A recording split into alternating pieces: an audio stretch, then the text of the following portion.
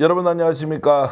역전의 용사들이 다시 돌아왔습니다. 매일매일 새로운 모습으로 정말로 귀한 소식 전해드리고 있는데요. 오늘도 역전의 용사 깜짝 놀란 만한 분을 모시고 여러분들이 듣지 못한 얘기 정말로 귓속말 하듯이 알려드리겠습니다. 최재영 목사님 오셨습니다. 어서 오십시오. 네, 반갑습니다. 예, 예고 우리 커뮤니티에 예고 방송 올렸는데 최 목사님 오신다니까 이야 오늘 무슨 이야기 할지 너무너무 궁금하다. 다른 데서 하지 않았던 새로운 소식 꼭 좀 전해주시길 바란다고 했습니다. 알겠습니다. 자, 일단 패션에서 올 남다릅니다. 목사님 뭐 특별히 이렇게 반짝이 이렇게 재킷을 입고 오신 이유가 있나요? 이제 2달 됐습니다, 이거. 2달 됐습니까? 예, 아주 화려한 색상으로 이렇게 일단 방송국에 나와 주셨고요. 그리고 노영희 변호사님 어서 오십시오. 반갑습니다. 네, 안녕하십니까. 아주 위에 있는 그 블라우스가 색깔이 굉장히 고급스럽게 보이는데요. 실제로 노영희 변호사가 지금 우리 역전 용사들 살려주고 계신데 댓글 때문에 이런저런 마음고생도 좀 하고 계신가요? 어떻습니까? 아이 뭐 그런 거는 병가지 상사인데 예. 뭐 오해하시는 분도 계시고 괜찮습니다. 네. 예. 하여튼 뭐 노영희 변호사 발언하신 내용이 뭐 조회수가 10만에 20만에 30만에 가는 게 예사여서 아 역시 이제 너무너무 좋은 얘기 많이 하고 계시는 분이다 이런 생각이 들었습니다. 오늘 김건희 여사 얘기하기 위해서 최재형 목사님 모셨습니다. 여러분 어떻습니까? 이번 총선 과정에서 국민의힘이 이렇게 조용한 공천을 하는 가장 큰 이유 뒷배경이 무엇인가 아실 겁니다. 바로 김건희 여사인데요. 얼굴은 사라졌지만 영향력은 여전히 거세다. 특히 총선 과정에서 특검법 재의결 국면에서 김건희 여사 때문에 살아난 국회의원이 절반 정도는 될 것이다. 이런 얘기까지 나오고 있습니다. 특히 대구 경북에서 많은 분들이 의정 활동을 다시 하게 될 것 같은데요.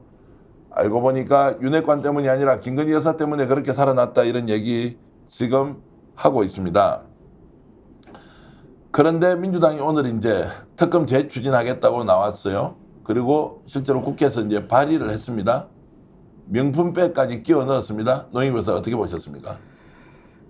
근데 이제 지난 29일 날 대통령 제2요구권 행사에서 결과적으로 이제 부결이 되면서 홍익표 원내대표가 재추진하겠다고 얘기는 했습니다. 그래서 할 거로는 예상했습니다만 또 이렇게 빨리 할 줄은 사실은 몰랐거든요.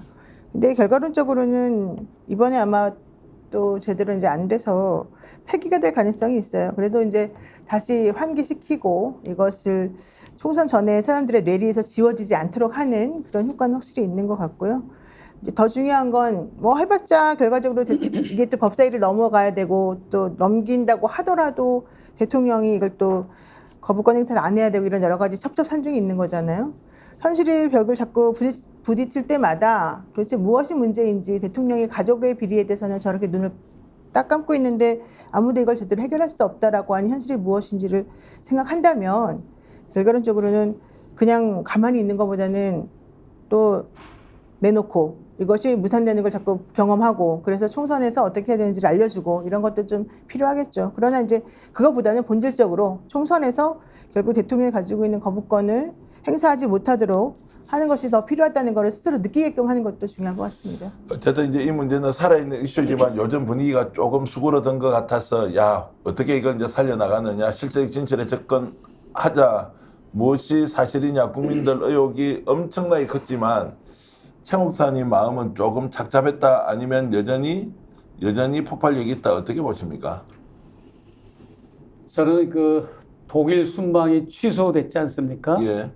그 취소한 이유가 여러 가지가 이제 복합적 요인은 있습니다. 그러나 이제 가장 큰 요인은 저는 이 공천과 관련된 거를 독일을 방문하는 기간이 굉장히 중요한 타임이었거든요. 공천이 마음이 안 놓아져서 독일을 나는 안 갔다고 보아집니다. 네. 그리고 지금 방금 전 5시 정도에 지금 6시 반이지 않습니까? 그때 이제 국힘당 공천율이 30%였다고 발표가 됐어요.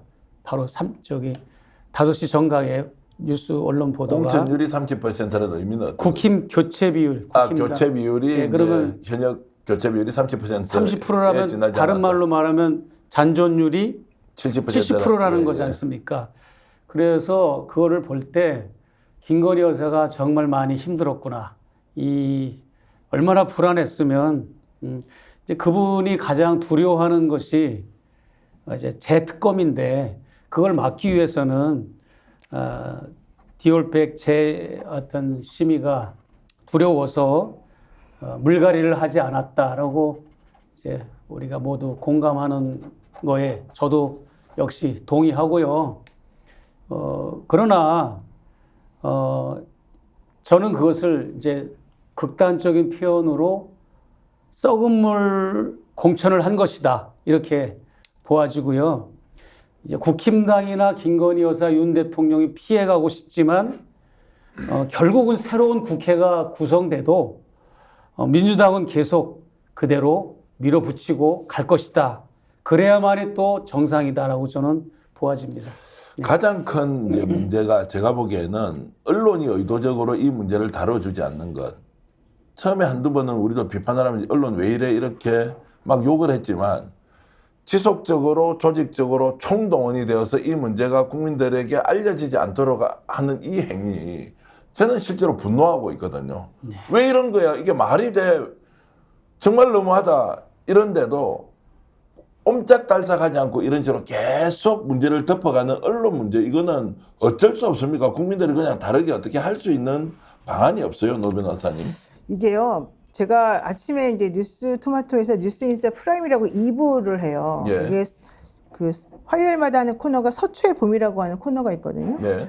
그러니까 이제 서초동의 그 검찰이 어떤 식으로 언론을 다루는가, 혹은 또 서초동에 있는 그 검찰 정권이 어떤 식으로 우리들이 잘 모르는 무언가를 하는가, 이제 이런 것들에 대한 특별 토크를 하는 그런 코너인데요. 여기에 그 오랫동안 법조 를 오랫동안 다녔던 대 기자가 나와가지고 이제 검찰 특화된 변호사님하고 같이 얘기를 나누거든요. 근데 오늘 얘기 중에 하나가 이제 그런 주제가 있었어요. 한동훈 비대위원장이 서초동에 있었을 때 편집국장이라고 하는 별명이 있었다. 그러니까 그럴 정도로 기자들에게 자기가 던져주고 싶은 얘기를 던져주면 기자들이 알아서 그걸 받아가지고 쓰고, 이런 식으로 그 검사와 언론인이 이렇게 서로 주고받고 해가지고 제대로 된 먹잇감 던져주면 그거를 언론사가 알아서 받아 쓰고, 이제 이런 식으로 한 거 맞지 않냐, 이제 이렇게 질문을 했더니, 사실 저는 그 내용을 알고 있었거든요. 그 네. 얘기를 했더니 그 기자님이 의외의 말을 합니다. 한동훈 비대위원장이 그거 시작한 거 아닙니다. 이렇게 말해요. 그럼 누가 한 겁니까? 물어봤더니 그 위에 윤석열 대통령이 훨씬 더 잘해요. 그래요? 훨씬 더 잘했습니다. 왜냐하면 윤석열 대통령이 특수부에 오랫동안 있었었고 한동훈 비대위원장의 윗선이었잖아요. 상사였잖아요. 특수부의 수사는 기선제압과 이 소문과 사람들의 이 이미지 메이킹이 훨씬 더 중요한 거 아니냐 이렇게 말을 하면서, 예컨대 노무현 대통령이 예전에 그 논두렁시계 사건 있지 않습니까? 그냥 논두렁시계 이 한마디만 하면 실제 그것은 사건하고 본질이 같든 안 같든 그게 사실이든 아니든 전혀 중요하지 않고 그 사람의 이미지를 더럽게 만드는데 중요하기 때문에 그냥 그거 하나로 모든 게 끝난다는 거예요. 근데 그런 거를 특수부 검사들이 너무 잘 알아서, 특히 그거를 제일 잘하는 사람이 윤석열 대통령이었다는 거예요. 그 기자 말이. 네.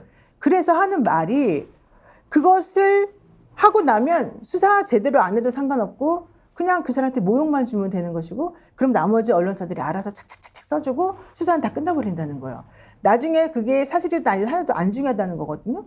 자, 그러면 그런 식으로 언론사와 이 언론의 방향까지 다 정해주고 머리를 다 짜가지고 계획을 짜가지고 했던 특수부 검사 출신들의 이 현재 이 대통령실에 있는 사람들이 제일 먼저 이 정권 들어와서 하는 일이 뭡니까? 방통위 장악하고 언론사들 다 이렇게 장악하고 다 내 밑에, KBS 사장님, 예, 민영화시키고 다 내 예. 밑에 들어왔잖아요.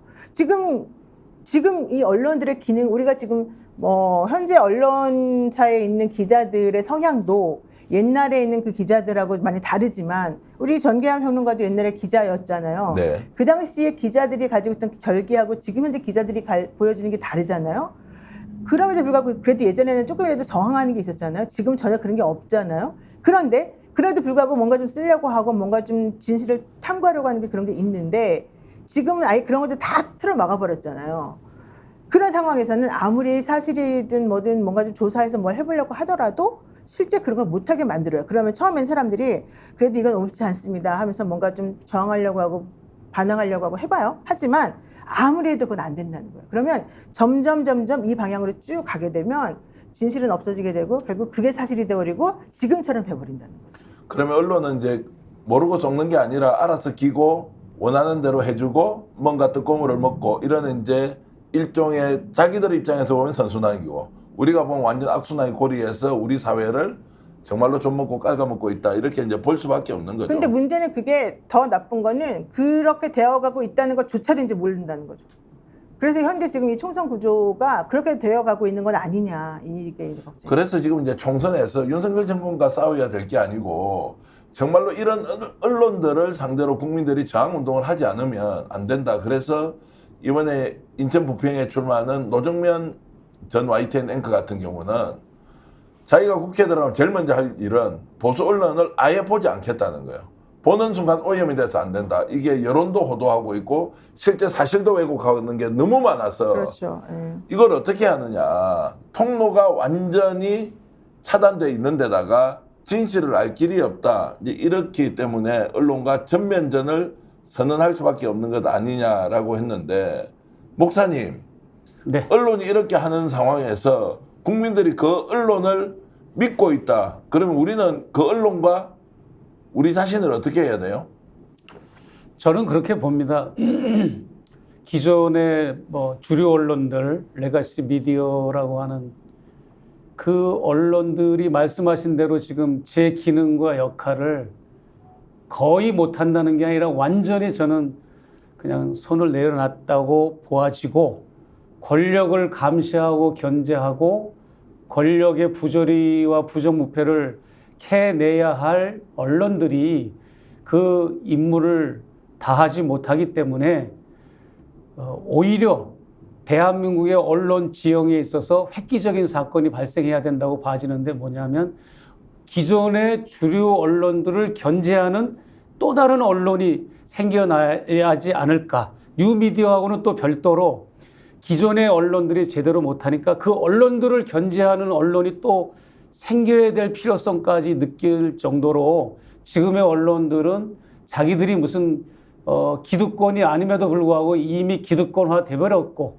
또 권력에 기생하는 정도의 수준이 됐기 때문에 제가 그냥 제 눈으로 봤을 때는 언론이 아니고 기자가 아니라 거의 정보 유통회사 직원들, 예, 그래서 자기네 회사에 이익이 있으면 보도 안 하고 이익이 없으면 보도 안 하고 뭐 이제 이런 식의 어떤 자기네 회사의 기득권과 이익에 따라서 보도 유무도 결정을 하고 진실 유무는 상관없습니다. 국민의 알 권리도 상관없고 오직 자본의 원리대로만 작동되는 게 지금 한국의 기존 주류 언론들이기 때문에 저는 이렇게 봐요. 또 이 권력이 이제 세 가지 권력이 작동되고 있는 것으로 제 눈에는 보이는데 하나는 정치 권력, 하나는 언론 권력. 이 정치 권력은 지금 윤석열 정부하에서는 당연히 검찰 권력이 집권을 했기 때문에 이제 검찰 권력이 된 거죠. 정치 권력이. 그리고 언론 권력. 그리고 그 안에 언론 권력과 정치 권력을 작동하는 카르텔의 중심에는 자본의 권력, 대기업이라든지.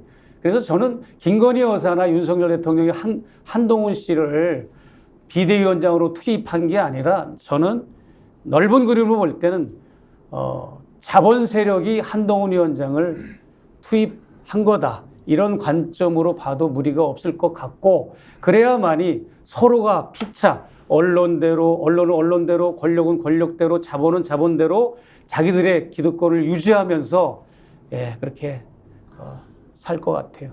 하여튼 언론 문제에 대해서는 네. 어제 저희들 방송에서 순천 지역구 공천 과정에서 권향엽 여성국장 출신입니다. 민주당. 그리고 청와대에서 비서관도 했죠. 문정부 때. 이분을 민주당에서 여성 전략 공천 지역으로 순천에 지역구 공천을 했는데 이게 김혜경 여사 비서 출신이어서 했다고 사천 논란의 극단적 상황이었다고 어제 막 언론에서 흘러나왔습니다. 그걸 저희들이 이제 토론하는 과정에서 그게 진짜 사실이면 이러면 안 된다라고 했는데 오늘 이재명 당대표가 기자회견을 해서 공천을 사천이라고 하는 것은 너무너무 잘못됐다.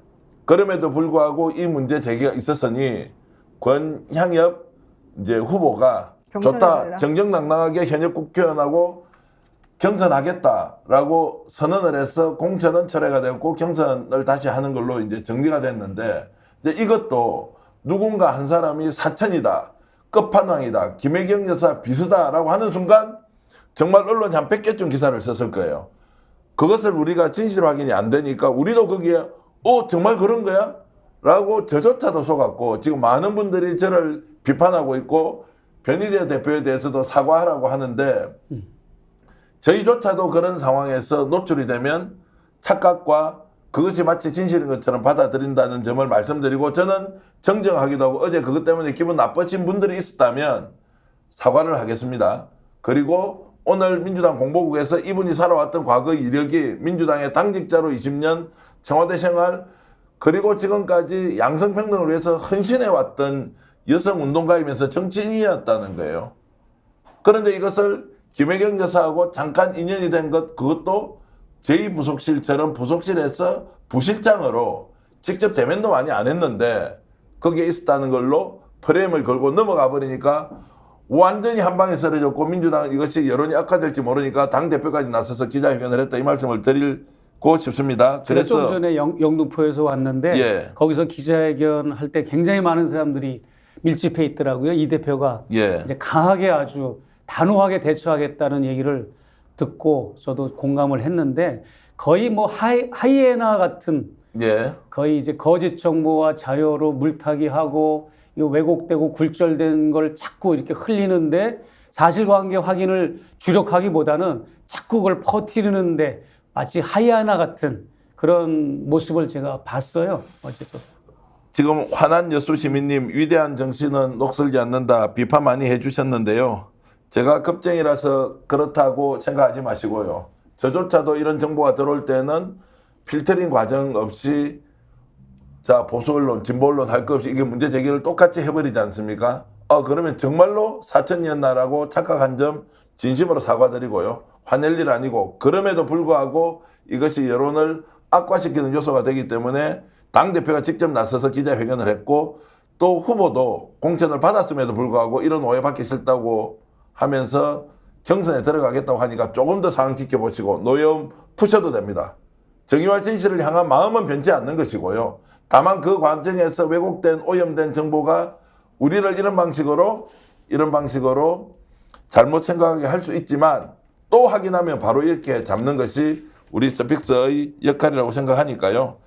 너무 걱정 안 하셔도 되겠습니다. 겁 많아서 이런 것 아니니까요. 제가 진짜 겁이 많아서 이런 것 아닙니다. 한 번 더 말씀을 드리겠습니다. 자, 그래서 지금 언론 이야기를 하고 있는데 우리가 이 정도로 영향을 받아버리는데 국민들은 어떻게 되느냐. 그럼 총선 내내 이럴 거 아니에요. 프레임. 그리고 가장 무서운 프레임이 이재명 사천이라는 프레임에 그냥 친명만 붙이면 다 이재명 사천이에요.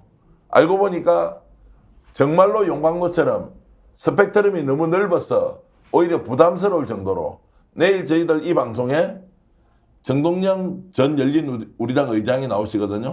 이분 아마 경선을 하고 있을 거고 또 이성준 검사장은 전주 을지역구에서 공천을 받았더라고요. 자, 이런데 어떻게 이 사람들이 친명이냐라고 질문할 때는 박지원 원장 친명으로 보입니까, 노희 변호사? 경선하고 있잖아요. 진도 완도에 갔어. 근데 왜 그거는 사천 아니고 한 사람이라도 이재명 대표하고 인연이 있다면 다 친명으로 모느냐. 이 부분은 지금 어떻게 깨나가야 됩니까? 너무 많이 봤어. 깨지겠습니까? 제가 보기에는 안 깨질 것 같아요. 무엇을 해도 친명이라고 그러면 사람들이 그냥 믿어버리고 친명이라고 안 해도 친명이 돼요. 그러니까 이런 게 있는 것 같아요. 문재인 대통령 때의 친문이라 그러면은 마치 그게 훈장인 것처럼 사람들이 생각을 하고 그러던 사람들이 이제는 친명이라 그러면 뭐가 묻은 것처럼 이렇게 막 행동을 해버리는 게 저는 문제인 것 같고요. 사실 당대표를 중심으로 해서 그 당대표가 당을 잘 운영하고 올바른 방향으로 나아가면 그 당대표를 중심으로 해서 나 친 당대표다 이렇게 하는 거가 원래 맞아야 되는 거 아니에요? 예. 그게 왜 부끄러운 일이고 뭐가 문제인지를 제가 사실 잘 모르겠거든요. 문재인 대통령이 그 공천에 관여한 것 사실 되게 많아요. 2016년도 맞습니다. 본인이 당대표로서 다 사실은 다 관여했잖아요. 2020년도 다 관여했잖아요. 이재명 대표는 자기가 관여한 역사가 없어요. 여기 0.5선 들어오면서 의정 활동했지만 실질적으로 그 국회의원들은 자기가 뽑은 사람들이 아니잖아요. 자기가 뭐 관여한 사람이 아니잖아요. 다 자기의 적들이죠. 솔직히 말하면은. 이번 공천에만 조금 대표라는 이름으로 하나 진짜 이름이 늘까 말까고요. 7인이라고 말했던 사람들 중에서 남아있는 사람 제가 여러 번 말하지만 정성호 의원밖에 없고요. 네. 정성호 의원마저도 당대표 내 말 듣지도 않는다. 난 친명도 아니다. 맨날 그러고 다녀요. 그 7인회라고 남아있는 사람들 중에 당 한 번 나갔다 들어오지 않은 사람이 없을 정도예요. 친명이 없다니까요, 기본적으로. 네. 친명이라고 프레임을 짜는 거는 예전에 자기네들이 호의했던 그 친문들이에요, 말하자면은. 그분들이 잘못해가지고, 누릴 거 다 누리다가 그분들이 잘못해가지고, 예를 들면은, 당내에 계속 분란 일으켰다가, 정권 내주고, 지금 위모의 이권 만들어놨던 사람들이에요, 말하자면. 그런데 왜 그분들이 말하는 것은 마치 다 맞는 것이냐, 이렇게 지금 호도하고 있는 것인지 솔직히 제가 잘 모르겠고요. 이게 무슨 카멜레온 같아요. 지금 현재 언론의 얘기를 들어보게 되면 그 전에까지만 해도 가만히 있다가요. 공천 받아버리면 갑자기 친명이 돼버려요. 그러니까 이게 사실 말이 안 되는 건데도 불구하고 이걸 깰 수가 없어요. 이 공고한 카르텔을. 근데 왜 못 깨죠? 우리가 들어봐도 이것은 아닌 거 아닌데 우리가 이렇게 주장하고 얘기하지 않습니까? 그런데 바깥에서는 보수 언론이 집단적으로 나서서 야 친명이야 사천이야 이렇게 하는 순간 딱 엮여 들어가 버려요. 그게 지금 대통령과 여당과 이 민주당 내에 있는 반 이재명 세력들이 다 원하니까 글로 가는 거잖아요. 90%들이 원하잖아요, 지금. 그런데 여기에 이제 진보 언론이라고 하는 한겨레 신문도 뭐 어제도 사실 비판 기사가 나오고 계속 이재명 당대표가 사천으로 또는 공천 갈등을 겪고 있는 이걸 딱 전제 조건을 한겨레 신문이 붙이는데 한겨레 신문이 왜 이렇게 하느냐. 우리가 그나마 진실, 정의에 가장 가까운 언론이라고 지금까지 믿어왔는데 좀 불편하지 않으시면 한겨레 신문의 이런 이제 보도 행태에 대해 좀 질문을 드려도 되겠습니까? 물론입니다. 어떻습니까? 제가 마침 또 이번 토요일 날 예. 한겨레 신문 사옥 강당에서 강연을 합니다. 시국 강연을. 예. 근데 그걸 주최하는 분들이 한발연이라고 한겨레 발전연대 그 출신들입니다. 한겨레 직원 출신들의 모임인데 이분들이 주도해서 이제 거기서 강연을 하는데 그 포스터 외자보가 나오는데 약간 디올백 이 단어가 불편하다고 정정을 요구하는 연락이 온 겁니다. 그냥 완만한 제목인데도. 예. 그래서 이제 한겨레 신문에 오늘 실렸습니다. 광고란에 제 강연이 예. 강연 광고가. 그래서 난 그걸 보고 와 이게 정말 한겨레가 초창기에 이 탄생할 때 그 한겨레가 뭐 본질에서 벗어난 지가 이미 오래됐지만 이 정도일 줄이야. 이렇게 지금 이 막중한 시기에 지금 이재명 대표나 민주당의 이런 어떤 그 공격으로부터 뭐 방어는 고사하고 뭐 또 뭐 그냥 뭐 동조하라는 얘기가 아니라 정말 사실관계 확인만이라도 제대로 해주는 기능만 해도 좋은데 사실관계 확인을 하지도 않고 오히려 조중동들보다 더 거품 멀고 이렇게 이런 보도를 연일 쏟아내는 걸 보고 저도 경악을 금치 못했고 이번 주 토요일 날 내가 강연 가가지고 좀 아주 개박살을 내야죠.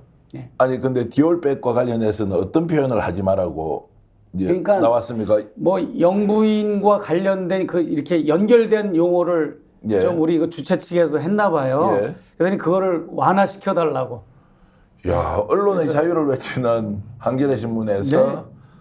뭐 포스터 하나 만들어서 자막을 뭘로 썼는데 거기에 대해서 단어를 수정해 달라고 하는 것도 의외이기도 하고. 저는 한겨레가 박효상 상무 그때 이미 끝났다고 저는 봐집니다. 예. 한겨레 삼성 저격수 박효상 기자가 예. 결국은 삼성을 자기가 저격하고 맨날 비판 기사를 쓰던 그 박 기자가 삼성으로 건너가서 상무가 되고 전무가 되고 이재용 그 삼성그룹 부회장이 석방할 때 가석방 될 때 2021년 9월에 교도소 나올 때 그 가방 못질을 하는 사람이 한겨레 출신 그 박효상 아니었습니까? 네. 그때부터 저는 그리고 요번에 뭐 뉴스타파 뭐 이제 뭐 신학림 사건 뭐 그때 또 그 전에 뭐 돈 받은 거 저기 김만배 그쪽으로부터 그런 사건들을 볼 때 한겨레가 무슨 뭐 청정 지역은 아니지만 언론의 청정 지역은 아니지만 적어도 일반 민초들은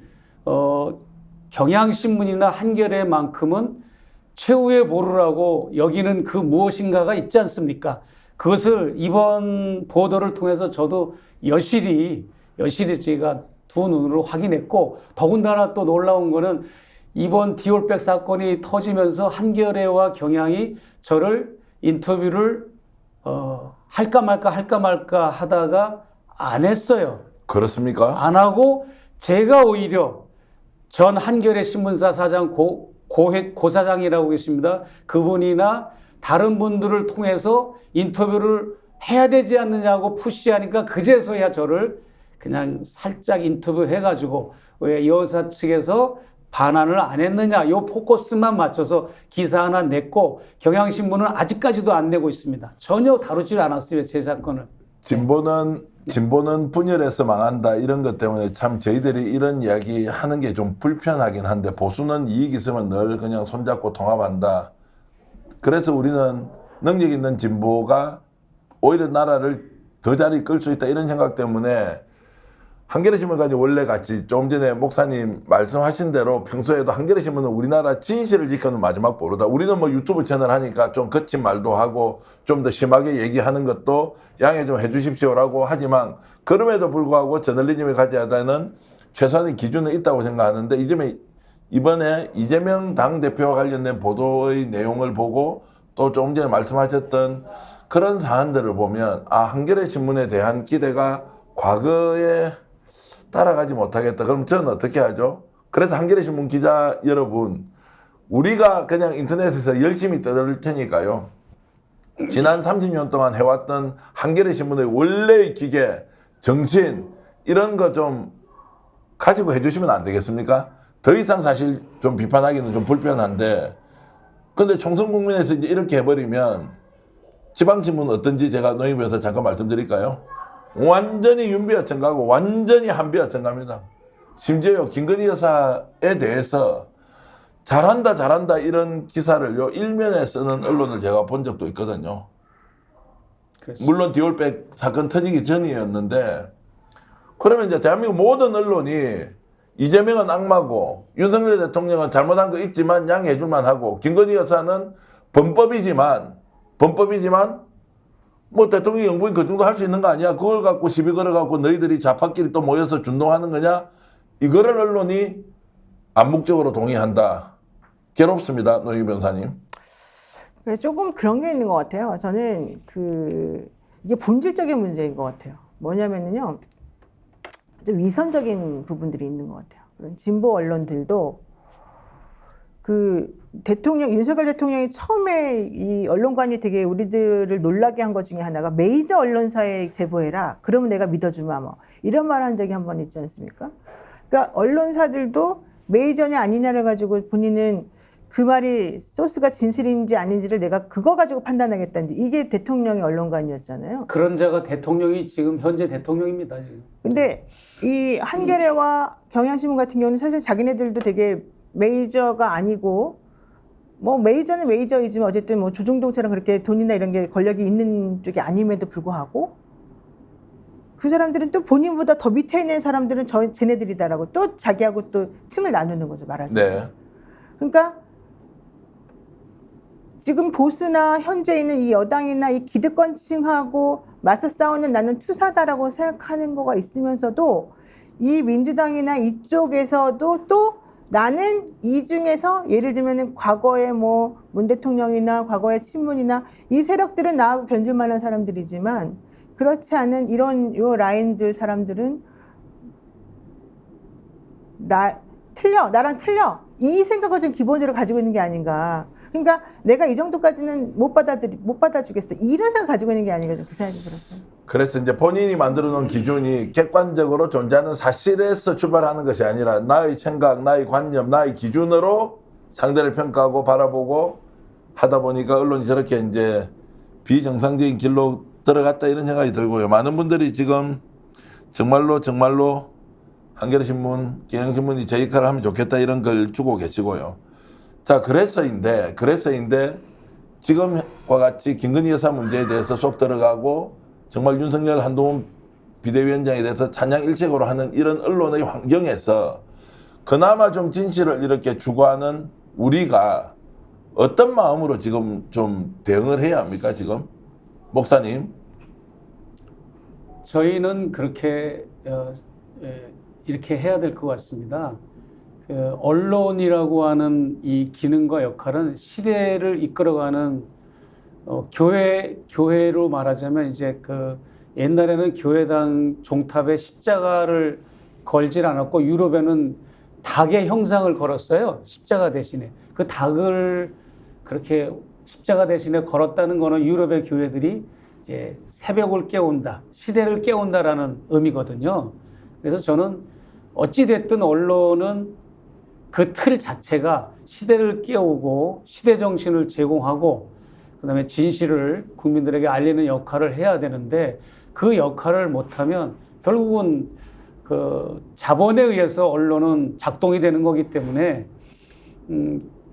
구독을 취소한다든지 뭐 어떤 자본을 작동 못하는 그런 행동을 집단 행동을 보여줘야 되지 않을까.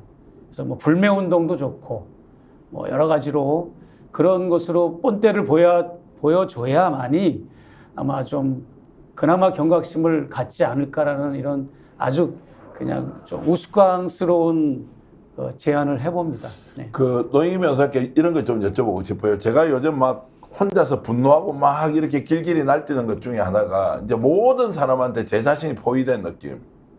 정의와 진실을 외치고 이야기하는데도 사람들이 알아주지 않아요. 민주당 공천 저거 문제 많다지만 그 정도 아니다. 국힘에 비하면 더 낫다. 정권심판론 여전히 살아있다. 이렇게 얘기를 하고 내가 만나는 사람들은 그런 의견을 가진 사람이 여전히 많기 때문에 총선이 국힘 중심으로 가지 않는다. 지금 두고 봐라, 기다려라 하는데도 이렇게 말하는 사람이 많지 않아요. 자, 이럴 때 우리는 그러면 똑같이 분위기에 휩싸여서 그대로 상황을 받아들일 거냐, 아니면 나는 끝까지 이렇게 스페이스 같은 매체에 와서 외칠 거냐. 힘내세요, 해봅시다. 본질이 뭡니까? 사천 아닙니다. 공천 과정에서 문제가 있긴 하지만 본질적으로 이것이 아닌데 왜 이러십니까? 정권 심판 그런 필요 없습니까? 이렇게 질문을 하고 있는데 저만 떠들고 있습니까? 본인은 더 좀 적극적으로 떠들고 있습니까? 아니면 왜 우리는 이렇게 무기력증에 빠져 있느냐, 이 말씀을 좀 드리고 해법을 듣고 싶습니다. 샤이 진보가 있는 것 같아요. 제가 봤을 때는. 있다. 네, 당연히 있고요. 예. 그다음에 사람들이 아무리 떠들어도 본인이 마음속에서부터 아닌데 이런 마음이 있는 거거든요. 그러면 바깥에서 아무리 나에게 세뇌시키고 아무리 그게 아니라고 말을 해줘봤자 그런가? 이렇게 하면서도 실질적으로 내가 가서 투표를 하고 내가 가서 뭔가 행동을 해야 될 때는 본인의 마음이 시키는 대로 하게 됩니다. 제가 보기에는 자기를 믿는 수밖에 없는 것 같아요. 자기를 믿어야 한다. 제가 요새 생각하는 게 하나 있습니다. 지금까지 살아오면서 항상 타인이 나를 어떻게 평가하는지 또 타인이 나를 어떻게 바라보는지 이것이 매우 중요하다고 생각하다가요. 어느 순간 혼자서 포위된 딱 느낌이 들 때는요. 가장 중요한 것은 내가 내 자신을 어떻게 보느냐. 나는 나를 어떻게 평가하지. 이렇게 해서 바르게 가고 있느냐, 이런 질문을 스스로 던지면서 좀 약간 이제 되돌아보기도 하면서 더 힘을 좀 충전시키기도 하는데, 목사님처럼 목숨 걸고 진실을 파헤쳐서 폭로하고 이것이 가진 문제점들을 계속 국민들에게 알렸는데도 이것이 분위기가 활활 타올라서 심판하자, 그 다음에 사법 처리하자 이쪽으로 가지 못하는 이런 상황을 직접 경험하면서 좀 좌절감이나 이런 걸 좀 느끼지 않습니까? 좌절 정도가 아니고 사실 뭐 거의 뭐 서글픔, 요즘 서글픔 속에서 저는 외롭게 투쟁하고 있습니다. 보면 지금 제가 지금 요즘 관여하고 있는 서울의 소리, 그 다음에 뉴 탐사, 열린 공간, 이런 탐사 전문 대한 미디어들이 열심히 현 정권에 대한 그런 부정부패를 캐고 있지 않습니까? 그러나 대한 언론들만 이렇지 기존의 주류 언론들은 그런 일을 아예 하지를 않아요. 시도 자체를 안 합니다. 그러면 시도 자체를 안 했다 할지라도 이런 여러 탐사 매체들이 내놓은 이런 정권의 위험한 이런 부정부패가 드러나면 이것이 어떤 연계점을 갖고 보도가 되고 이것이 문제가 되고 이게 이슈화되고 해야 되는데 전혀 그런 게 작동이 되지 않고 그냥 숨죽이고 보고 있는 거죠. 그래서 지금 보십시오. 대통령의 장모이신 최은순 여사가 지금 교도소에 가 있는데 여러 가지 죄목이 있지만 장고 증명서가 많이 그게 이제 이유이지 않습니까? 네. 근데 그분의 동거남이고 대통령의 장인이고 또 최은순 씨의 사업 파트너이자 동거남인 김충식 씨가 얼마의 장고 증명서를 가지고 있느냐 하면 정말 숫자적으로도 부르기도 힘들 정도 동그라미가 하도 많아가지고 일경 3,143조 900억 원이라고 하는 그 잔고 증명서가 집무실 책상에서 발견이 됐지 않습니까? 그래서 그걸 문제시해도 어느 주류 언론 하나 그걸 받아서 문제하고 이슈화하지 않고 지금 가만히 있습니다. 가만히 있는데 이 정도라면 이 대통령의 장인 어른이 이런 은행 잔고 증명서를 정체불명의 이 거액 정도가 아니라 여러 나라, 아시아의 여러 나라에 몇 년치 예산이 될 만한 이런 잔고증명서의 액수가 있다면 이건 온 나라가 발칵 뒤집혀야 됩니다. 그리고 그분 자체가 벌써 여러 번에 걸쳐서 얘기를 했잖아요. 사우디아라비아와 대한민국이 부산 엑스포 이거를 유치할 때 우리가 일부러 져준 거다. 대한민국이 일부러 져준 거니까 다른 사람한테 얘기하지 말어 라고 하는 게 언더카바 몰래카메라에 잡혔지 않습니까? 그러면 저는 이렇게 유추해 봅니다. 빈살만 사우디 왕세자가 한남동 대통령 관저를 첫 방문을 했습니다. 관저의 리모델링 공사가 끝나고 입주가 끝나고 해외에서 가장 첫 손님으로 그분이 방문을 했는데 저는 그 방문한 그날 오찬을 할 때 이미 사우디아라비아와 대한민국이 서로 져주기로 미리 밀약을 하고 암약적으로 거래가 되지 않았을까? 그렇지 않고서야 이렇게 많은 대기업 총수들을 데리고 수백억을 투자하면서 수십 개 나라를 돌아다니면서 유치를 위해서 일했는데 대통령의 장이라는 사람은 우리나라가 일부러 져줬다는 말을 하고 그 어마어마한 이런 천문학적인 은행 잔고 증명서를 가지고 있다. 그러면 이것 자체만으로도 이거는 소설도 이런 소설이 없습니다. 그럼에도 불구하고 팩트임에도 불구하고 이것을 모든 조중동이나 지상파 방송들이 잠잠하다는 것은 얼마나 이 검찰 권력, 이 현 정권을 무서워하고 두려워하고 또 같은 배를 탄 측면 지원을 하고 정권을 동조하고 있는 언론이 아니라면 이런 반응을 보일 수가 없지 않나라고 생각을 해서 저는 통탄스럽고 그리고 제 사건만 해도 그래요. 제가 단순하게 디올백 준 것만이 사건이 아니지 않습니까? 그 앞전에 180만 원 상당의 샤넬 화장품과 향수가 들어갔고 또 제가 접견하는 날 복도에서 여러 사람이 또 제 다음 접견자가 선물을 들고 들어가는 장면도 포착이 돼서 폭로가 됐고 그리고 한남동 관저에 그 23일 날 11월 23일 날 한남동 관저에 오전 11시 반경에 그 관저 문이 활짝 열리면서 백석대학교 설립자가 보낸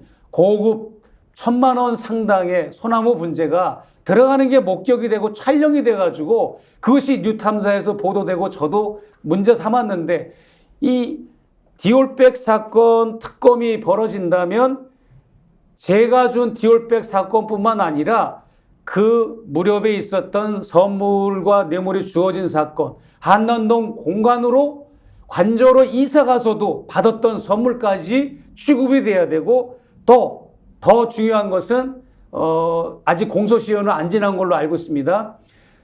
윤석열 지검장, 검찰총장 이런 고위직에 있기 전에, 그 앞전에 일반 간부 시절에, 검찰 간부 시절에도 김건희 여사가 130개 업체로부터 협찬과 후원의 명목으로 그렇게 돈을 받았잖아요. 그리고 중앙지검장과 검찰총장을 넘어가는 그 시점에는 23개 업체로부터 그렇게 받았고, 그러면 이 김건희 디올백 특검이라고 하는 명칭 아래 검사 간부 시절에 받았던 뇌물과 이런 것들, 그 다음에 제 디올백 사건, 한남동 관저로 갔던 이런 선물과 뇌물성 이런 것들, 이런 거를 국민들이 알 수 있도록 알 권리를 충족해 줘야 됨에도 불구하고 언론들이 그런 걸 안 하니까, 모두가 잠자고 있으니까 미국과 한국을 왔다 갔다 하는 재미교포인 제가, 기자도 아닌 제가,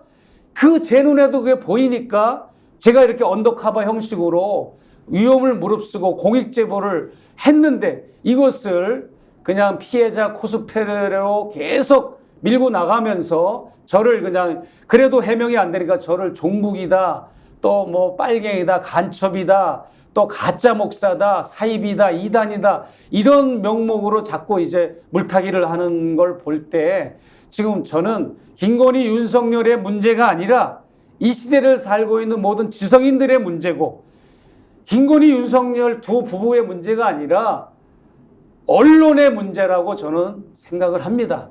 네. 자, 이 말씀을 이제 들어보면 우리가 지금 정말 눈과 귀를 아예 닫고 있느냐, 그리고 입이 열려 있지만 말하지 않느냐. 그런데 우리는 진실을 얘기하지만 포획이 되어서 아무런 반발을 못하고 있다. 이제 이런 걸 들으면 좀 절망스럽기도 하고요.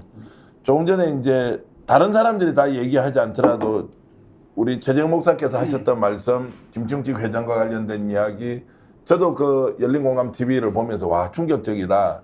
그래서 숫자가 워낙 크기 때문에 설마 그렇겠냐고 하지만 실제로 사우디아라비아에 새로운 사업을 하러 간 한국 대기업 재벌 쪽에 있는 사람들이 다 이 사람 통해서 했다는 이런 것들은 수사가 아니라 정말로 이것 진실을 밝히기 위해서 뭔가 국민들에게 알려줘야 하는데 전혀 그런 것이 없고 언론도 취재도 하지 않는다. 이렇게 돼버리면 이 정권이 유지되는 최후의 순간까지 아무것도 밝힐 수 없다. 이 정권과 관련해서는.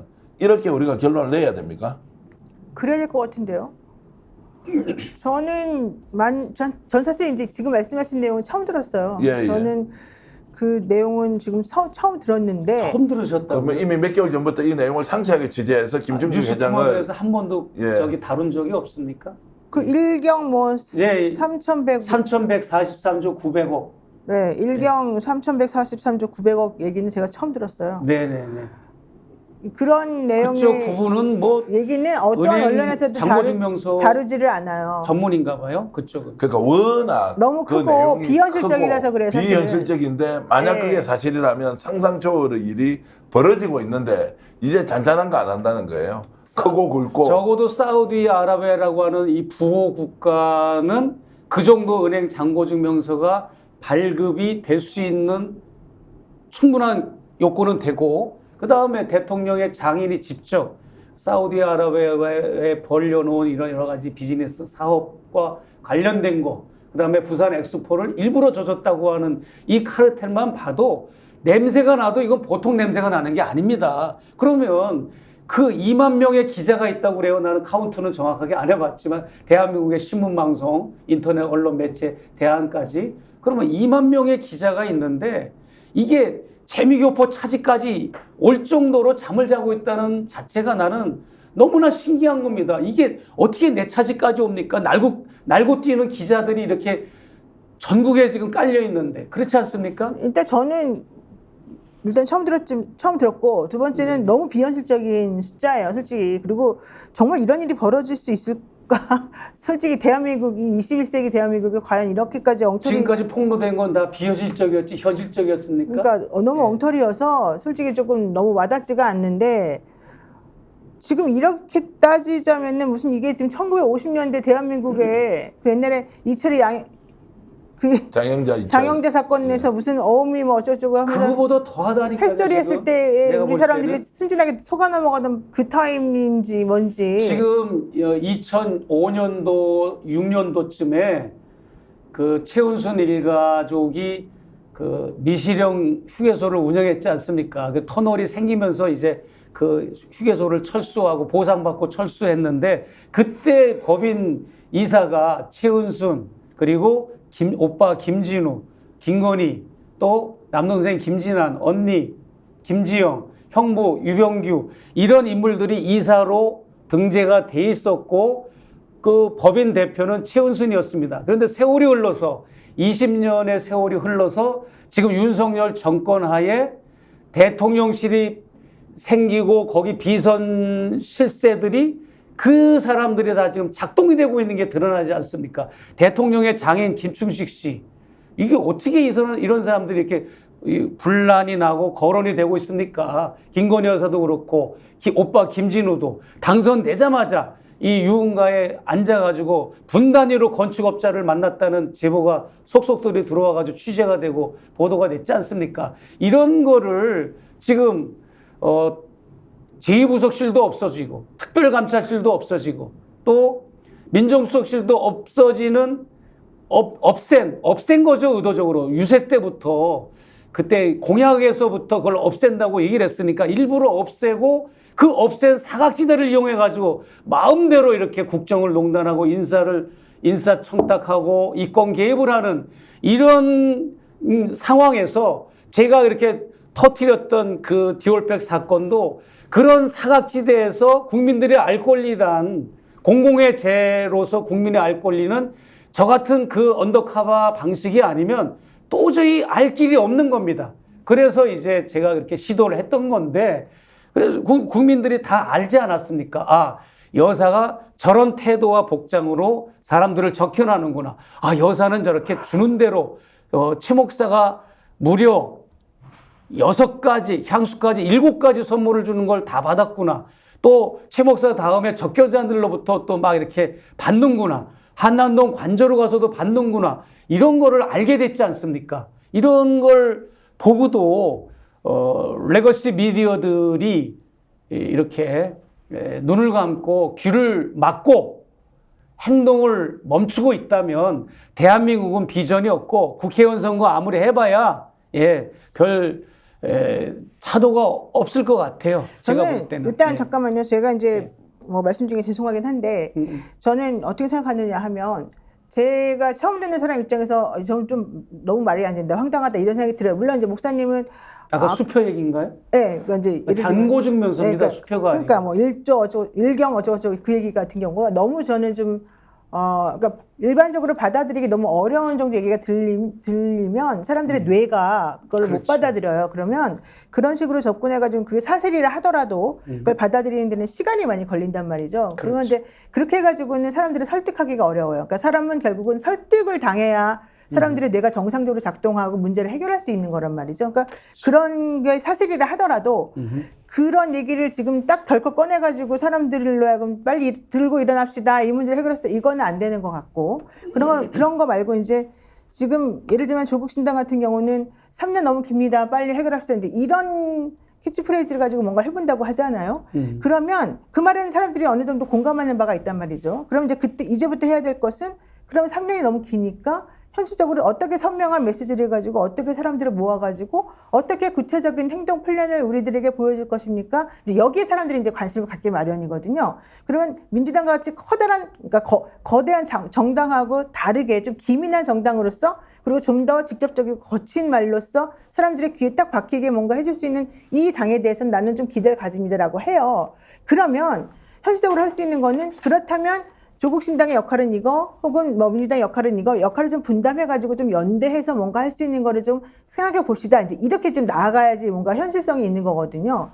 저는 그래서 그런 걸 해줄 수 있는 거를 조금 기대하고 연대를 좀 했으면 좋겠다는 거고, 그래서 레거시 미디어들이 못하는 것들을 우리 뭐 이런 스픽스라든가 뭐 뉴스토마토라든가 뭐 내지는 서울의 소리라든가 이런 쪽이 좀 역할 분담을 해서 지금부터라도 좀 차근차근히 해줬으면 좋겠다는 거예요. 그래서 그러니까 이제 역할 분담도 필요하고 또 사실을 알려줘야 되고 네. 또 취재하는 것이 모두가 진실은 아니기 때문에 그런 경향에 대해서 좀 더 심도 있게 바라봐야 할 것이 있는데, 제가 이제 우려하는 거는 워낙 지금 기울어진 운동장에서 대통령을 네. 향해서는 비판도 사실 보도도, 그런데 일방 폭주를 하고 있는데도 언론이 정말로 무대응 상태 또는 막 진짜 무방비 상태에서 이렇게 지금 왜곡되고 또 진실이 호도되고 있다는 이런 것들이 너무나 이제 걱정이 되는데, 자, 그래서 이게 이렇게 가면은 결국에는 국민들이 그냥 윤석열 대통령 잘하는 거고, 야당 너희들 비판 많이 했지만 정권 심판할 거 없다, 너희들 더 잘못하네, 이렇게 진짜 갈 수도 있습니까? 그러니까요. 왜냐하면 떠들기만 하고 믿을 수 없는 얘기는 계속 허황되게 하는데 아무것도 나오는 게 없지 않니? 내가 봐도 못 믿을 것 같은데 그럼 거기에 걸맞는 뭔가 하나라도 좀 내놔봐, 이런단 말이죠, 사람들은. 근데 뭔가 내놓는 게 이해가 안 가고 시원치 않고 아무들 거를 받아들이는 사람이 없고, 뭔가 그에 상응하는 우리들이 그동안의 과거 경험이나 좀 믿을 수 있는 뭔가 그 뒷받침되어지는 증거들이 없는 상황이라고 한다면 그 많은 설득력을 잃어버리고 결국 사그러지기 마련이에요. 시간도 없는 이 상황에서. 그러니까 그렇게 가면 안 되고 지금 현실을 인정해야 되는 거예요. 레거시 미디어들이 이런 거 안 받아주고 결과적으로는 진보 언론이랍시고 뭔가 좀 사람들이 기대를 모았다가 막 자기네끼리 싸우고 막 난리치고 이 상황 너무 싫고 이러면 아무짝에도 안 되는 거거든요. 그래서 저는 좀 더 뭔가 행동으로 옮길 수 있고 사람들이 좀 끌어모을 수 있고 결단력 있고 뭔가 좀 믿음이 가는 뭔가를 행동으로 옮길 수 있는 사람들이 전면에 나서서 해줄 수 있는 거를 좀 기대를 하고 있어요. 솔직히 말해서 이번 총선에서. 근데 예를 들면 지금 뭐 총선이고 뭐고 해서 비례고 누구고 이제 나오려는 사람들의 행동 면면을 살펴보게 되면 저는 이번에 이제 민주당의 비례 나오는 사람들도 좀 솔직히 좀 실망스러운 부분이, 내가 잘 모르는 사람도 있지만 그 사람들이 그냥 말만 떠들고 결국 비례 자리 하나 얻으려고 하는 사람밖에 안 되는 것 같이 보이고, 또 뭐 이번에 신당이나 이런 데서 나온 사람들도 무슨 학자님들인지 교수님들인지 이런 사람들만 나오는 것 같이 보여서 솔직히 조금 도대체 저 사람들이 모여서 무슨 어떻게 검찰 독재랑 싸우겠다는 뜻이냐, 이 사람들이 하겠다는 게 옛날에 문재인 정부 때 들어온 인사들하고 뭐가 다르냐 이런 생각 솔직히 했거든요. 그러니까 너무 답답한 거예요. 그래서 그런 사람들하고 도대체 그런 사람들이 나와서 뭘 하겠다는 거야. 이 사람들은 행동력이 없는데, 이런 생각이 드니까 점점 이제 좀 더 기대를 안 하게 된다 그럴까? 이런 생각이 좀 들더라고요, 솔직히 말해가지고. 자, 좋은 말씀 해주셨는데 두 가지로 나눠서 그냥 질문 드려볼게요. 그러면 국민들이 지금 정권 심판보다 야당이 제대로 대안을 내놓고 수권 능력을 보여주지 못하고 있다, 이게 더 큰 실망으로 갈 수 있다. 왜냐면 대안이 되어줘야 되는데 대안으로서의 뭔가를 안 보여주고 있잖아요. 그러니까 오히려 국민들은 정권 심판론이 당연하지만 오히려 그 사람들이 이기는 걸 방치할 수 있다, 뭐 이렇게 이제 가고 투표장에 안 가거나 오히려 무기력증에 빠지는 거죠. 무력감에. 지금 현재 그런 상태에 있다고 보십니까? 그렇죠. 지금 점점 아무것도 되는 게 없잖아요. 그동안에 계속 떠들었어요. 작년 내내 변희재 씨도 마찬가지고 누구도 마찬가지고 예. 작년 내내 이 방송 나온 사람들이 예. 집회에 나온 사람들이 됩니다. 탄핵됩니다. 뭐 합니다. 계속 나와서 말했지만 예. 됐어요? 안 하나라도 됐죠. 됐어요? 아무것도 안 됐잖아요. 그럼 사람들이 야, 내가 니네가 그렇게 말해가지고 희망을 품고 나도 거기 쫓아가서 뭐 해보고 이것도 해보고 저것도 해봤지만 결국 뭐가 됐니? 니네들이 그렇게 떠들어서 난 정말 그 희망을 듣고 나도 5만 원도 내보고 2만 원도 내보고 니네들이 해달라는 데 다 해줬는데 뭐가 됐니? 내 돈만 가져가고 니네들이 뭐 했니? 니네끼리 맨날 싸운 거 하게 더 했니? 이렇게 된다고요. 그 다음에 민주당 니네들 그렇게 얘기했기 때문에 내가 너네들을 믿고 한번 해봤는데 뭐가 됐니? 니네끼리 싸우고 결과적으로는 분열되고 찢어지고 나가고 뭐가 됐니? 난 너네들 도대체 못 믿겠어. 얘네들은 더 믿지만 얘네들이 맞서 싸운다 그러면서 나를 속이는 니네가 더 싫어. 이제 이렇게 되는 거 아니겠습니까? 자, 그러면은 지금 이 상황에서 그래도 뭔가 선택을 하고 한다면 조금 전에 말씀하셨던 조국 신당과 같이 이제 열심히 뛰고 있고 검찰 정권 탄핵 투쟁하자. 말은 하는데 거기서도 지금 인재 영입돼가지고 나오는 사람도 오늘 3호, 4호 이렇게 나오잖아요. 예. 신대식 변호사님 빼고 나머지 분들은 솔직히 그분들이 얼마나 투쟁력이고 행동력이 있는지 잘 모르겠어요. 예. 그러니까 저는 그래서 그분들이 현실적으로 보니까 물론 이제 잘하시겠죠. 뭐 법제처도 하시고 뭐 어떤 교수님도 하시고 근데 저는 문재인 정부 때도 계속 교수님들만 잔뜩 영입해가지고 아무것도 실리는 게 없었잖아요. 이번에도 그렇게 되면 어떡하냐 걱정이라는 거예요, 제 말은. 근데 오늘 이제 이재명 당 대표하고 조국 혁신당 그건 대표가 잘했어요. 만났죠. 네, 그건 잘했어요. 역할 분담도 명확하게 하는 것 같더라고요. 이제 민주당은 민주당대로 또 조국 혁신당은 조국 혁신당대로 잘하기를 바라면서 이제 이런 그럼요, 것이 해야죠. 바람직한 연대의 틀이고 그러면 이것이 이어져서 송영길 신당 내일 출범하죠. 여기도 어쨌든 출사표를 던지고 윤석열 정권 뭐 퇴진, 탄핵 또는 정권 종식에 온몸을 바쳐서 이제 뛰겠다 이렇게 이제 나오는데 이런 것들로도 여전히 약하다 아니면 이것들이 이제 출발이 되어서 민주당이 좀 신기일전할 수 있는 계기가 된다 어떻게 보십니까? 당연히 지금부터라도 해서 예. 돼야 되겠죠. 예. 어떻습니까? 뭐 저는 그냥 넓은 그림으로 볼 때 뭐 어떤 당이 됐든 새로 국회의원이 될 분들은 이제 선서식을 마치자마자 윤석열 정권과 맞장서서 탄핵을 추진할 수 있는 의지와 또 그런 투기 그리고 그런 결단력이 있는 인재들이 이번에 좀 공천도 받고 그런 분들이 이제 당선이 돼야 된다라고 생각을 합니다. 퇴진 운동은 일반 국민들이 하는 거고 시민단체가 하는 거고 탄핵은 국회의원들이 하는 겁니다. 탄핵은. 그렇기 때문에 이 국회의원들을 잘 뽑아야 되는데 보면 뭐 지금 제가 약간 변호사님 의견에 동의를 해요. 보면 저 사람이 과연 저 공천받은 확정된 저분이 과연 선서식 한 그 다음 날부터 뭔가 이 정권 퇴진을 위해서 일할 수 있는 의지나 투기가 있는 사람인가라고 했을 때 암만 내가 봐도 안 보입니다. 그런 사람들이 수두룩해요. 그래서 내가 이제 전국에 강연을 다니면서 외친 게 뭐 캐리어가 많은 사람, 2선이다, 3선이다 이런 것도 보지 말고 뭐 초년생, 새로 정치 입문생이다 이런 것도 보지 말고 이 인물이 정말 넓은 그림으로 봤을 때 이 윤석열 정권과 이 부패한 정권과 맞짱을 뜨고 정말 탄핵 운동에 앞장서고 특검 같은 것도 계속 이제 만들어야 되잖아요. 그것을 할 수 있는 투기와 의지가 있는 결단력이 있는 사람이다. 그러면 뽑아야 된다라고 저는 이제 외쳤거든요. 예. 그 노영희 변호사 지금 아침 방송 하고 계시죠? 네. 자, 요즘 총선 한 35일 정도 남아 있으면 이제 양쪽이 불이 튀겨가지고 막 이제 죽을 똥 살 똥 모르고 싸워서 매일 뉴스가 쏟아지고 그렇죠. 이 뉴스를 다루는 것만 하더라도 야 어떻게 가는 거야 저렇게 가는 거야 하고 막 궁금증이 호기심이 생기면서 관심을 가질 텐데 역대 어느 선거에 비해서 양정당의 적대적 갈등 관계는 심하지만 오히려 국민들의 관심도가 여전히 지금 낮은 상황이다. 이게 뭔가 좀 움직임이 아직은 확 수면 위로 올라와서 부딪히는 느낌이 안 든다. 이런 것들은 방송 진행하면서 많이 느끼시죠? 맨날 한동훈 위원장 얘기밖에 안 나와요. 그렇죠. 한동훈 위원장이 맨날 비아냥거리고 맨날 이재명 대표 공격하고 그냥 맨날 말도 안 되는 거 가지고 자꾸 짜증나게 하는 그 말장난밖에 안 나오고 실질적으로 정말 제대로 해야 될 것들에 대해서 양 당이 제대로 싸우는 게 하나도 안 나오잖아요. 대통령은 여기 가가지고 내가 너 얼마 퍼줄게, 너 얼마 어떻게 해줄게 이런 얘기밖에 안 나오는 것이고 맨날 방어하기 바쁘고 제대로 된 본질에 접근하는 게 아니잖아요. 그거는 이제 한동훈이 언론사 편집국장 다 꽉 잡고 있으니까 그런 꽉 잡고 거죠. 있으니까 이게 비아냥거리면 이제 정말 지긋지긋. 계속 비아냥거리면 이제 비판도 못하고 포기하거나 피해버리거나 이제 이렇게 가는 거를 의도적으로 기획해서 연출하고 계속 공격하고 있고 이건 언론이 받아서 그대로 써주고 자 그래서 그냥 국민들은 무관심 무기력증에 빠진 상태에서 국힘은 잘한다고 또 언론에서 막 찬양가를 불러주니까 그 상태로 가버리고 있다. 그러니까 말장난밖에 안 하는 거예요.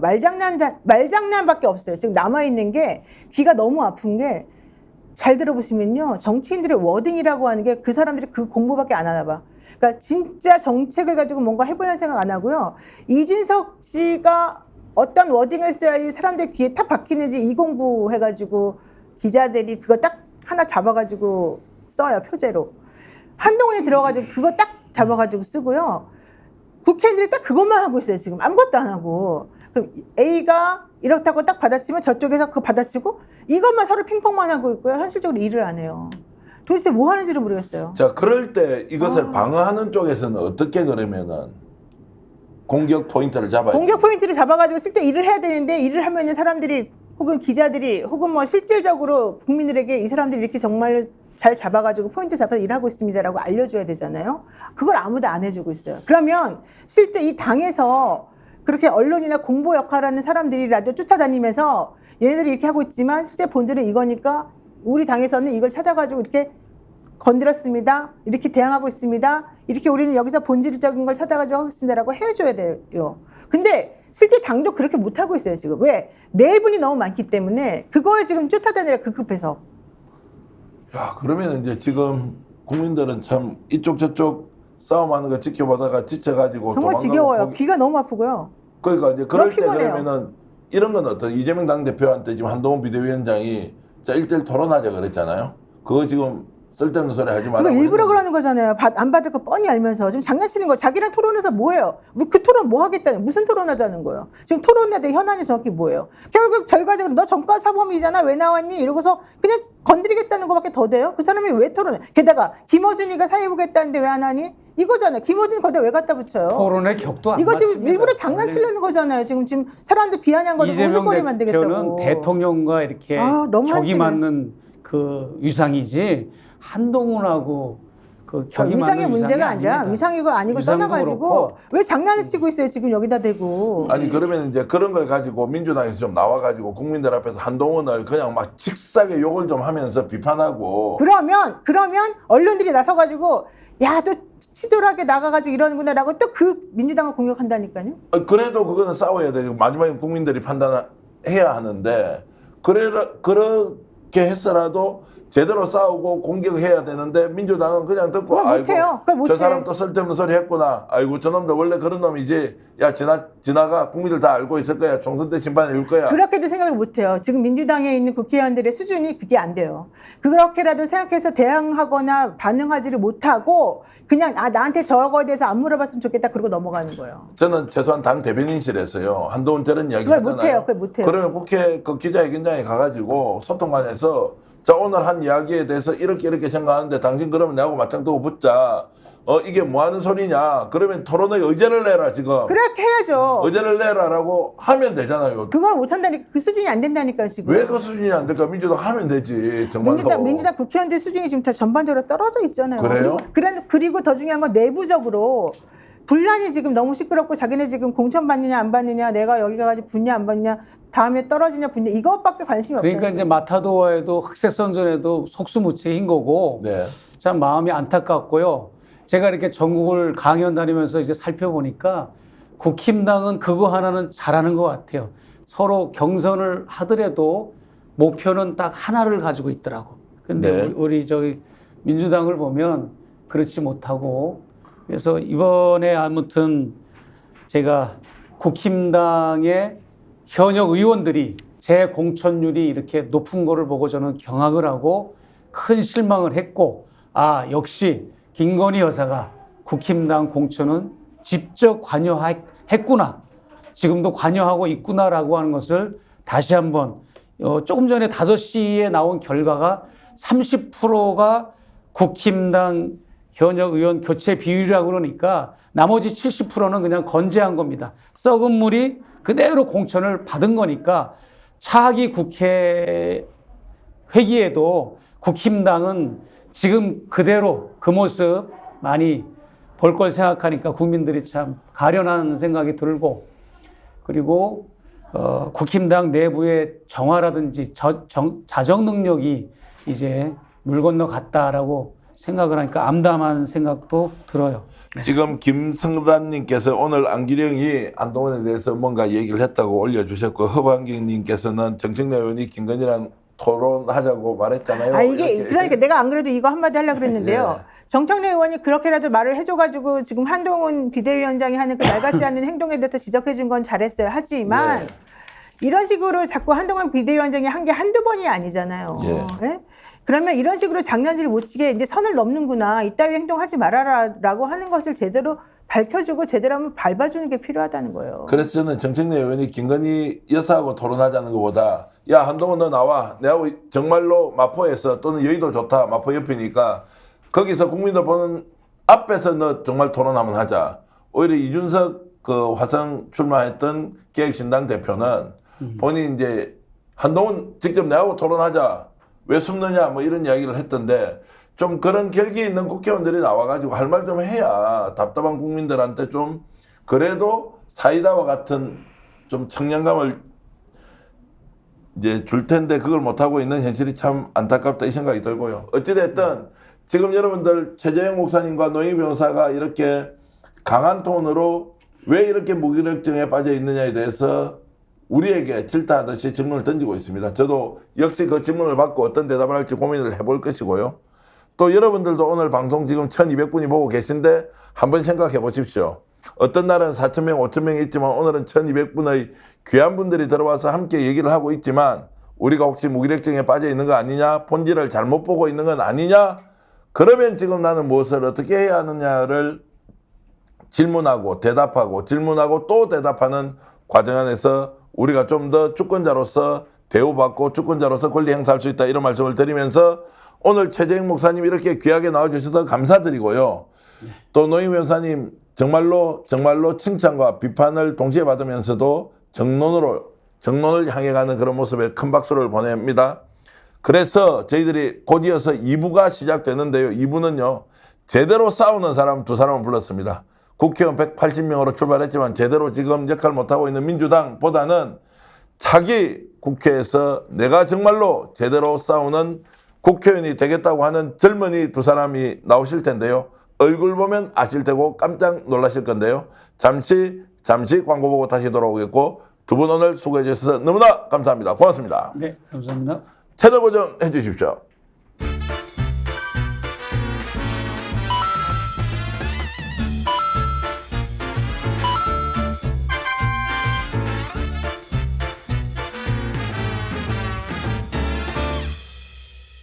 제대로 싸우는 두 분 모셨습니다. 민주당은 지역구 국회의원과 비례대표 국회의원을 지금 선발하고 있는 중입니다. 선수들 많이 뛰고 있습니다. 일단 두 분 모셨는데 카메라로 아마 두 분 샷을 잡아주실 겁니다. 한 분은 전예형 교수시고 정치평론가로 이름이 널리 알려져 있습니다. 알고 보니 이분이 강원도 분이시고요.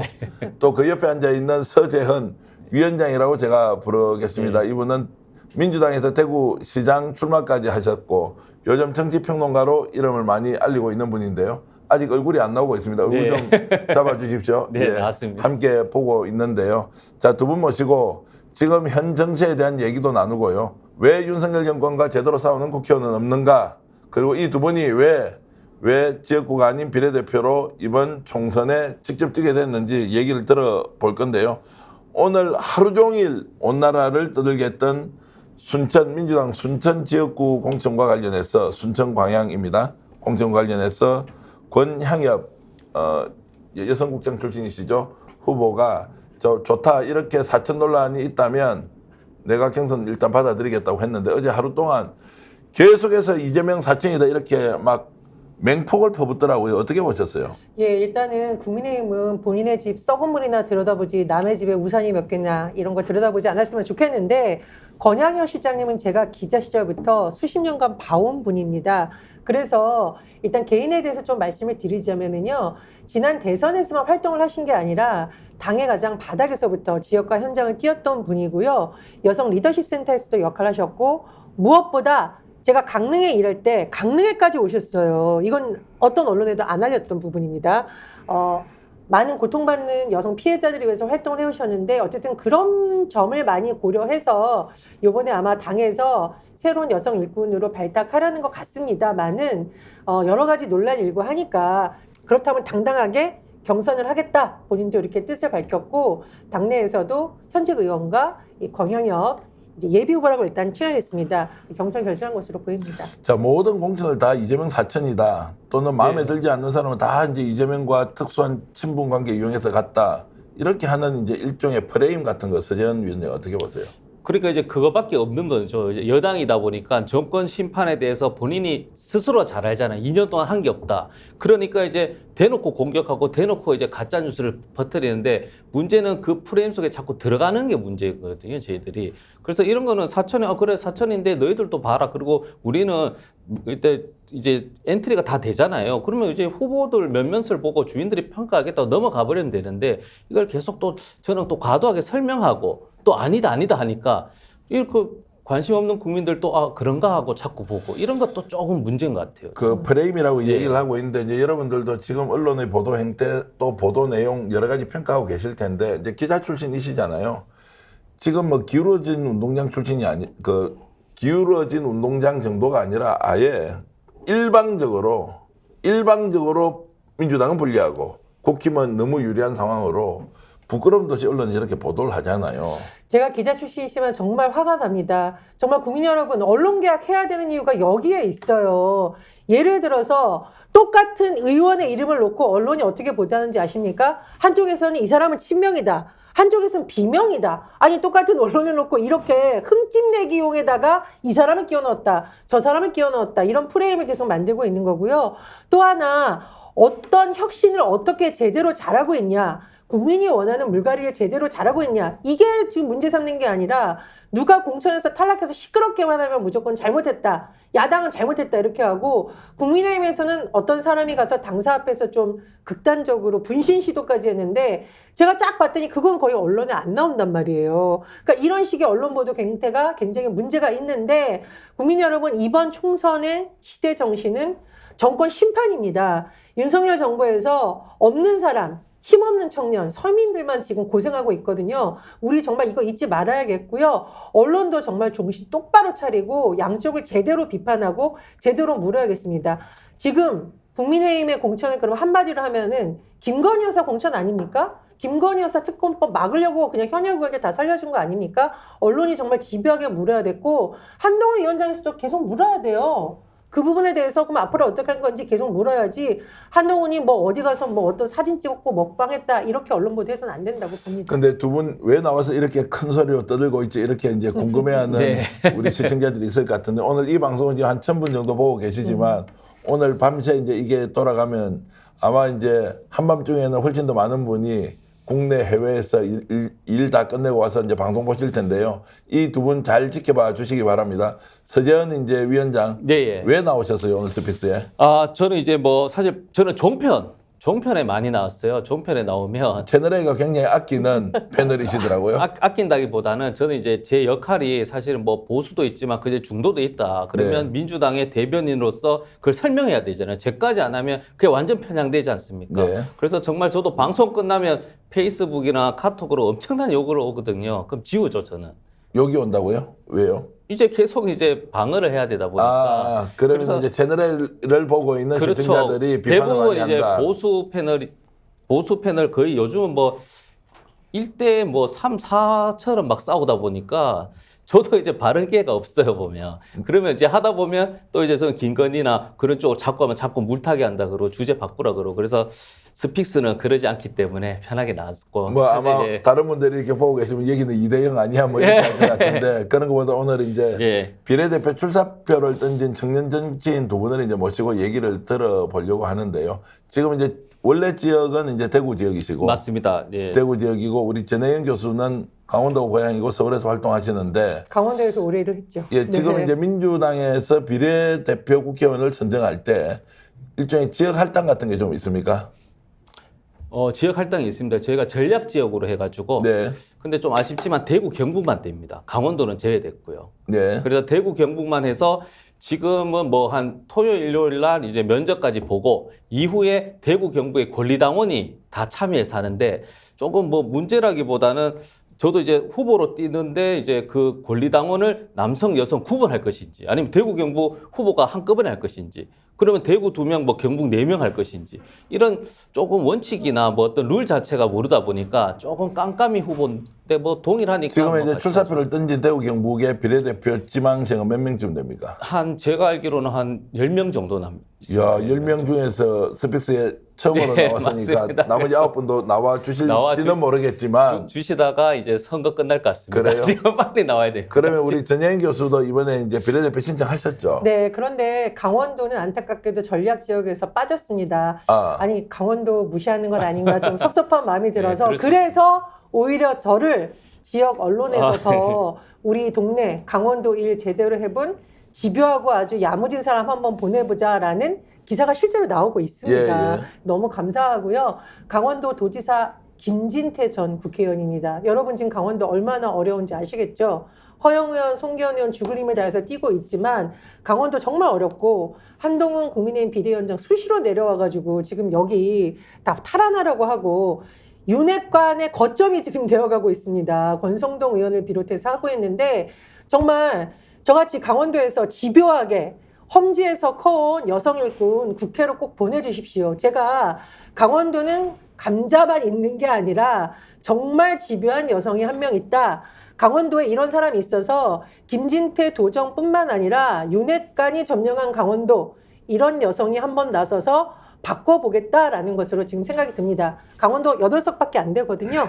그래서 지역에서는 민주당 출신이 되면 더 좋긴 한데 8+1로 강원도 출신 여성 일꾼 한번 뽑아보자 이런 여론이 있다라는 거 강조드립니다. 전혜인 교수가 평소에 정치평론가로 맹활약을 하고 있고 논리 정연한 이런 표현으로 아마 여러분들 신뢰를 굉장히 많이 얻고 계신 분인데 오늘 말씀하시는 거 보니까 많이 바뀌었어요.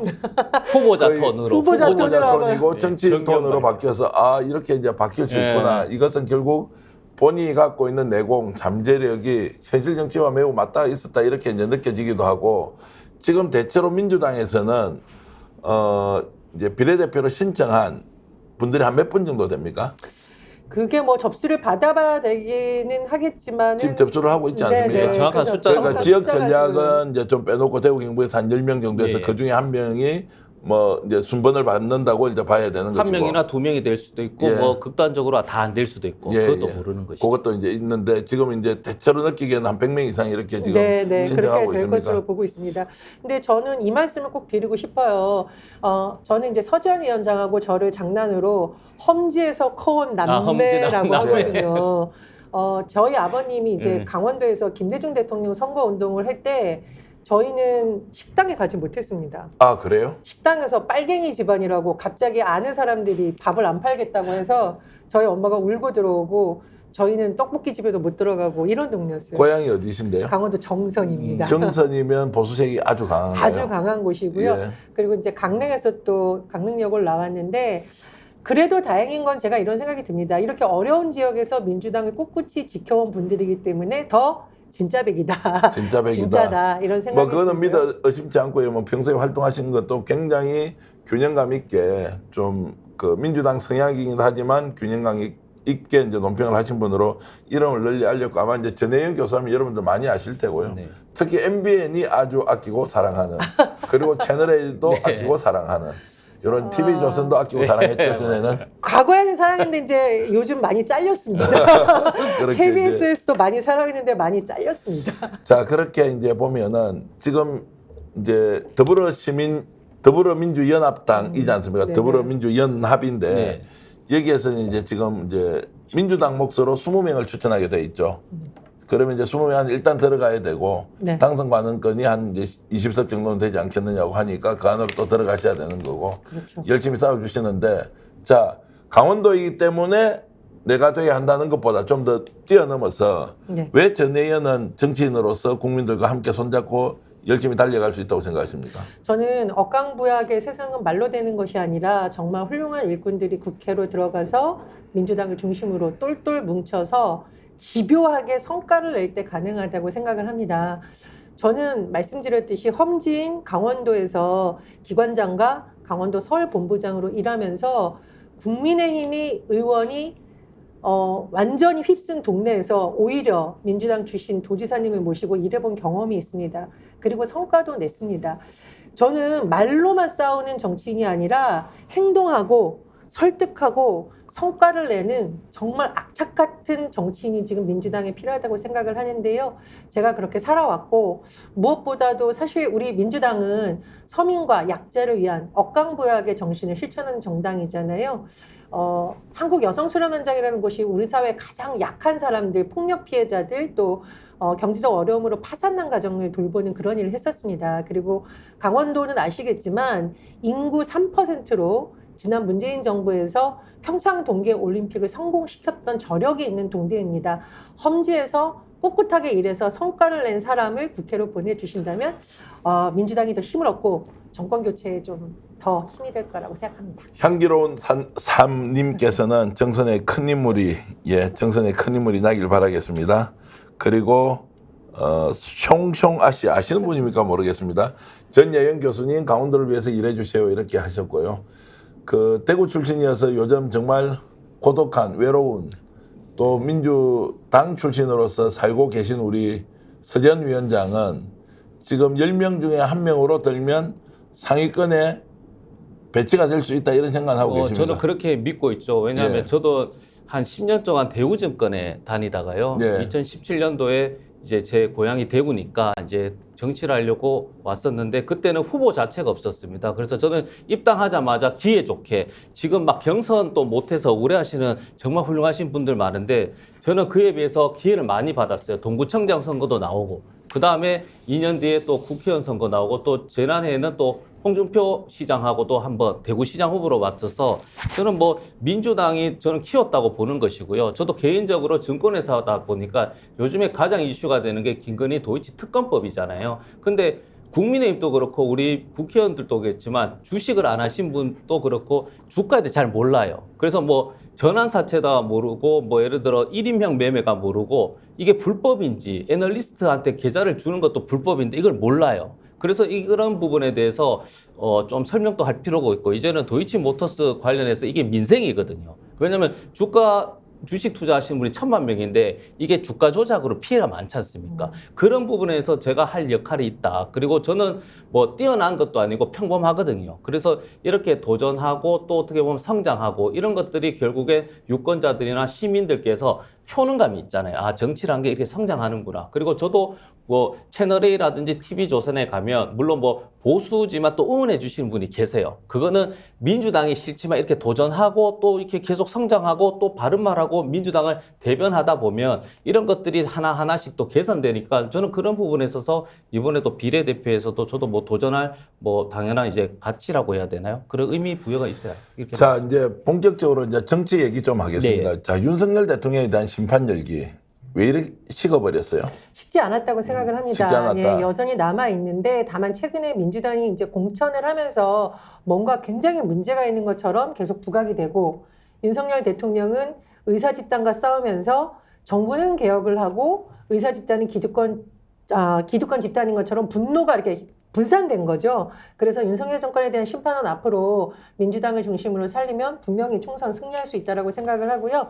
이재명 대표가 이제 어제부터 한 행보를 보면 일단 곽상원 변호사 현장 또 지원을 나가서 통합을 해주고 있고 또 고민정 최고위원한테도 같이 돌아와서 하자고 계속 통합 메시지 내고 있고 또 조국 전 법무부 장관도 오늘 만났습니다. 민주 진영의 본진, 큰 집, 정말 큰 함선 이런 모습의 보임을 이제 민주당이 보이고 있는데 이런 모습으로 가고 있으면 충분히 윤석열 정부의 심판론 살아날 수 있을 거라고 하고요. 한동훈 비대위원장은 상대할 감이 안 된다. 상대할 감이 안 된다. 무시하는 전략으로 가는 게 맞다고 근데 사천 논란 계속 있으면서 프레임에 갇혀서 뭐 보수 그렇죠. 진보할 것 없이 계속 공격을 하잖아요. 자, 이거를 이제 벗어나야 되는데 민주당이 정말 적극적으로 대응을 하고 있느냐 이런 부분에 대한 그런 부분은 좀 아쉽지만 앞으로 할 기회가 남아있으니까 앞으로 해야겠죠. 이제 뭐 저희가 도전하긴 했지만 비례대표 선발 과정에서 국민들이 보기에 야 정말 제대로다. 민주 진보 진영에서 뽑을만하다. 잘 싸우는 사람들 모아놔서 정권 교체해보면 민주당에게 큰 투자를 해볼 만하겠다. 이런 믿음감을 준다면 좀 시선이 달라질 거라고 생각을 합니다. 정말로 그렇게 될까요? 걱정하는 사람 너무 많더라고요. 그렇죠. 근데 서지원과 전 의원이 출격해서 한번 하면 될 것 같습니다. 네, 저는 그래서 마지막은 아니더라도 이제 반전 포인트가 있잖아요. 그래서 이게 비례대표 뽑는 과정이라든지 그리고 비례대표가 어떤 전략으로 어떤 후보가 배치되느냐에 따라서 왜 우리가 야구 선수들도 훌륭한 선수 9명인데 1번하고 9번을 어떤 순서로 배치하느냐에 따라서 같은 선수인데 다른 경기 결과는 나타나지 않습니까? 네. 그래서 저는 이게 어떻게 보면 마지막 반전이라기보다는 이걸로 해서 프레임 전환이 빨리 돼야 된다. 그래서 저는 선수 역량에 대해서 비교되는 그런 뉴스로 빨리 바꿔야 되는 것이지 이것을 계속 뭐 사천이다 우리끼리 얘기할 필요도 없다. 이걸 빨리 바꿔야 된다는 근데 거죠. 민주당에 대한 이제 많은 비판이 이번에는 지역구는 민주당하고 비례대표는 조국신당 하자. 또 내일 소나무당이 출격을 합니다. 거기도 이제 검찰 정권 뭐 타도를 외치면서 가는데 투쟁성이 너무 약해졌다 민주당이. 그래서 이제 두 분처럼 좀 뭔가 제대로 싸울 수 있는 사람이 나와야 된다는 건 있는데 당이 왜 이렇게 물기력해졌느냐, 왜 조국신당 쪽으로 이렇게 국민들이 박수를 보내면서 그쪽으로 기대하느냐에 대해서 솔직히 어떻게 생각하세요? 솔직히 말하자면은 조국신당이라는 새로운 당이 출현하는 거에 대한 컨벤션 효과도 있고요. 또 조국 전 장관이 윤석열 대통령에 의해서 가장 힘든 삶을 보였다는 인간적인 좀 그런 마음도 있을 거고 무엇보다도 선명성이라고 생각을 해요. 그러니까 이제 3년은 너무 길다. 아주 간단하게 우리는 쇠빙선이다. 이렇게 하는 점을 보면서 국민들이 아우 속이 시원하다 이렇게 생각을 하신 것 같습니다. 그런데 말씀드렸듯이 조국신당은 나름대로 얼음을 깨는 쇠빙선의 역할을 하면 되는 것이고요. 민주당은 본진으로서 이 얼음을 깨가면서 윤석열 정부를 정말 무너뜨릴 수 있는 이 거대한 얼음 장벽을 무너뜨릴 수 있는 실력을 보여줘야 되고요. 사실 지금까지는 이제 공천을 못 받게 된 중진 의원들이라던가 기성 언론들이 언론인 그 정치인들이 너무 목소리가 과대하게 좀 스피커를 통해서 분산이 되었지만 앞으로는 서전 위원장이나 저처럼 과대 포장된 사람이 아니라 정말 똘똘하게 일 잘하는 일꾼들이 나서서 이재명 대표와 민주당을 중심으로 밀고 나가면 야 저렇게 센 본진이 있다 이렇게 좀 국민들의 관심을 주지 않을까. 서 위원장은 어떻습니까? 이재명 당대표가 좀 더 전면에 나서서 정권의 퇴진, 뭐 심판이라는 용어는 많이 쓰지만 윤석열 직접 내가 심판하겠다라고 해서 본인을 주체 또는 본인을 1인칭 시점으로 내가 직접 붙겠다. 민주당 이름으로 하겠다. 이런 것보다 좀 더 강력한 좀 투쟁 이렇게 마인드 방향을 좀 잡으면 좋겠다 싶은데 어때요? 네, 맞습니다. 오늘부터 좀 바뀌신 것 같아요. 그래요? 다행히. 예. 그래서 지금 예전에는 조금 이제 그 내부 어떤 경선이라든지 그게 너무 집중하다 보니까 이게 지금 외부에서는 계속 공격하고 있는데 계속 방어 자체가 안 되니까 벌써 뚫혀버린 거거든요. 그래서 지금은 다행히 시장 가서 현장 가서 그 메시지도 굉장히 간결하면서 강력하거든요. 그래서 저는 이게 계속 이어져야 되는 것이고 좀 아쉬운 거면 저도 그렇지만 당에 대한 감사도 있지만 저는 선당우사는 아니거든요. 저는 당사일체 얘기 많이 합니다. 당사일체. 그러니까 예. 개인과 당이 일체돼야 되죠. 목표가. 그 우리의 목표 의식에 대한 공유가 좀 부족하지 않았나. 그냥 저도 사람이기 때문에 뭐 공천 떨어지고 컷오프 되면 힘들고 당을 원망이 있죠. 그러나 우리가 더 큰 목표가 있잖아요. 그럼 이 목표를 달성하고 저는 비판이나 어떤 행동해도 된다고 생각하는데 저는 이 목표 의식에 대한 부족이 있지 않냐. 그래서 정권 심판이지만 결국에는 경선에 대한 불만이나 어떤 컷오프에 대한 개인사가 있다 보면 그걸 잊어버리잖아요. 그렇다 보니까 좀 흔들리는 것 같아요, 지금. 자, 이재명 당대표가 지금부터 잘하고 있다고 하니까 여러분들은 이제 어떻게 판단하시는지 궁금합니다. 그럼에도 불구하고 여전히 정권 심판론은 다시 되살아나고 있지 않고 불씨는 남아있다고 하니까 누군가는 이제 만들어야 하는데. 있는데 그런 거 있어요. 저도 종편 나가면 저한테 얘기해. 말 조심하라고. 압수수색 당한다고. 그러니까 사람들이 무서워요, 지금. 약간 MB 때도 그랬었어요. MB 때도 자기 검열이 강하다 보니까 정권 심판 얘기는 안 하는데 대구도 그렇습니다. 이게 주변에 들어보고 야 윤석열 진짜 못한다 이렇게 얘기하지. 예. 그러니까 그런 마음들은 다 있어요. 그게 강서구청장도 있는데 문제는 이것들이 경선이든 지금 과정 자체 이게 혼잡이든 뭐 시끄러움이든 간에 이것 때문에 이제 분산되고 지치는 거예요 사람들이. 2년 동안 지쳐 있는데 아 이것도 하나 못해 하면서 지치니까 포기하려고 하지만 마음속은 다 있어요. 그걸 마음속은 다 있다. 끄집어내는 게 어떻게 보면 지도부나 우리 당 저도 이제 그런 역할을 해야 되는 것이죠. 여론조사 보면 어때요? 요즘 뭐 이제 국민의힘이 압승을 할 것처럼 이렇게 나오고 있고 한동훈 비대위원장에 대한 기대가 자기 대권에서도 이재명 당대표보다 더 높다 이렇게 하는데 기자 출신이니까 여쭤볼게요. 믿습니까? 안 믿습니까? 안 믿습니다. 안 왜냐하면 믿어요? 제가 김무성 당대표 담당 기자였어요. 예. 당시에 장성철 소장님이 당대표 예, 비서실세 예. 일했는데 그때 김무성 대표 여론조사에서 막 1위 나오고 이랬습니다. 네. 그러니까 이거는 여당의 어떤 지금 얼굴을 하고 있다는 프리미엄이 많이 붙은 거고요.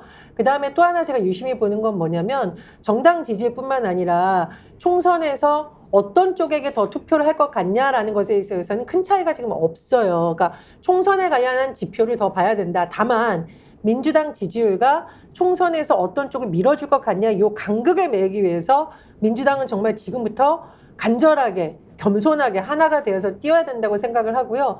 어쨌든 임종석 실장도 당의 결정을 존중한다고 했으니까 이런 분들도 지금 개인의 입장 이런 걸 생각할 것이 아니라 다 같이 똘똘 뭉쳐서 정말 국민들이 봤을 때 좀 심장이 뛰는 이런 선거운동을 좀 했으면 좋겠다는 생각이 심장이 듭니다. 뛰는 선거운동 어떤 겁니까? 예를 들면은 민주당을 찍어주면은 윤석열 정부 독재 멈출 뿐만 아니라 새로운 삶, 우리 아이들의 삶이 나아준다 이런 말을 좀 명확하게 전달해야 되고요. 제가 이제 노무현 대통령 선거 때 굉장히 감동했던 거 보니까 지지자들이 참여해서 전국으로 확산하는 운동이 지금 확산됐었거든요. 그게 당시에는 돼지저금통이었죠. 지금 같은 경우에는 SNS에서 조금씩 그 움직임이 열고 있는데 말씀드렸듯이 혹시나 윤석열 정권의 검찰 탄압 때문에 망설이는 분들은 SNS를 통해서 또 우리가 좋아하는 사람들에게 합법적인 정치 후원금을 내주는 것을 통해서 또는 투표 동료를 통해서 이 불을 충분히 붙일 수 있다고 생각을 하고 그 정점이 이재명 대표가 쓰고 정말 민주당 의원들 자기 지역구만 챙길 것이 아니라 당 전체를 살리기 위해서 좀 파이팅 해야 된다 그런 생각입니다. 예, 그리고 사실은 문재인 대통령 때는 사실 그 선거 기간에 대구에 로봇 행사 있을 때도 선거 개입이라고 해서 엄청나게 문제 제기하고 못하게 했거든요. 근데 요즘은 윤석열 대통령 대놓고 윤석열 대통령이 인기가 없어서 지금 가만히 있는 것인데 지금 선거 개입이잖아요. 와서 뭐 청년 위해서 뭐 하겠다 실천해 하고 계속 말만 하잖아요. 이런 것도 사실 좀 저는 이게 법적인 것도 있지만 좀 투쟁해서 이걸 막아야 되지. 이걸 계속 논평으로 하는 건 좀 아닌 것 같아요, 지금. 투쟁으로 막는다면 구체적으로 그러면 용산에 가서 예. 그 대통령 입구에 그 해서 나오면 안 된다고 당시 이게 헌법에 중립을 지켜야 되잖아요. 아니면 그 행사에 그 가서 예전에 우리 민주당 했을 때는 뭐 좀 그렇지만 한 단체에서는 추미애 대표님 왔을 때는 본인이 목소리 내겠다고 엄청나게 그 카메라 앞에서 폭력성을 가지고 했었어요. 그게 그렇게 좀 해야 되지 않나요? 우리 야당성이. 근데 그 말씀 들으니까 예. 굉장히 좋은 아이디어라는 생각이 드는데 내일이라도 본인이 직접 용산에 해야죠. 가서 정말로 피켓을 들고 근데 그게 보면 개인으로 보다는 좀 이제 뭐 예를 들어 그럼 개인이면 그러면 청년이 뭐 여성이 이렇게 릴레이식으로 한다든지 예. 그 개인으로 맡겨두면 안 되는 거고 전체적으로 좀 할 필요가 있죠, 운동은. 근데 이제 대통령이 대구에 가서 뭐 저도 대구에 그때, 예. 이제 뭐 살고 있으니까 뭐 엄청난 이제 개발 공약을 발표했어요. 그 네. 대구가 이제 천지 개발할 정도로 네, 맞습니다. 바뀔 것 같은데 다 이걸 이제 박수 치고 잘한다고 이렇게 환호하고 있어요. 자, 어떻게 봐야 됩니까? 근데 그럼 그렇게 할 거 이제까지 안 했습니까? 그리고 세수 펑크 나고 있는데 그걸 어떻게 다 지키겠다는 건지 저는 모르겠고요. 정말 이게 좀 언론의 씁쓸한 현실에도 맞닿아 있는데 지역 언론은 보통 대통령이 개발 공약 얘기하면 크게 나오고 모든 그런 것은 아니지만 상당수 언론이 이제 건설사 광고가 붙고 그렇습니다. 그러면 이게 과연 서민과 민생을 정말 챙기려는 정부인 건지 아니면 부자 감세해주고 세수 펑크해놓고 뻥으로 정책을 내고 있는 건지 조목조목 짚어서 민주당은 좀 샅샅이 파헤쳐야 된다 이런 생각이 들고요. 사실 야당이 정책으로 선거를 주도한다는 건 솔직히 현실적으로 쉽지는 않습니다. 그래서 실력으로 조목조목 이것을 비판하고 거짓말하는 정부라는 것을 밝혀야 되겠고요. 그리고 제가 왜 자꾸 시민 참여 유도형 지금 선거운동을 해야 된다 그러냐면은 마음으로는 막연하게 윤석열 대통령 싫어요. 근데 선거 때까지 내가 뭘 해야 될지 모르겠어. 이런 분들도 있거든요. 그런 분들 우리 스픽스 보시고 정말 이 스픽스 내용도 많이 전파해 주시면 좋겠고 제가 말씀드렸듯이 릴레이 캠페인 한번 자발적인 거 만들어서 하면 어떨까 이런 생각도 듭니다. 근데 적극적으로 뭐 해주시면 지금 현재 뭐 총선 과정 비례대표 신청 이후에 결국 내가 앞으로 대한민국 국민을 대표해서 국회를 이끌어갈 책임자다라고 할 때는 더욱더 적극적으로 이제 활동을 하실 수 있을 것 같고요. 그런데 지금 현재 국면에서 시청자 여러분들이 잘 아시는 내용인데요.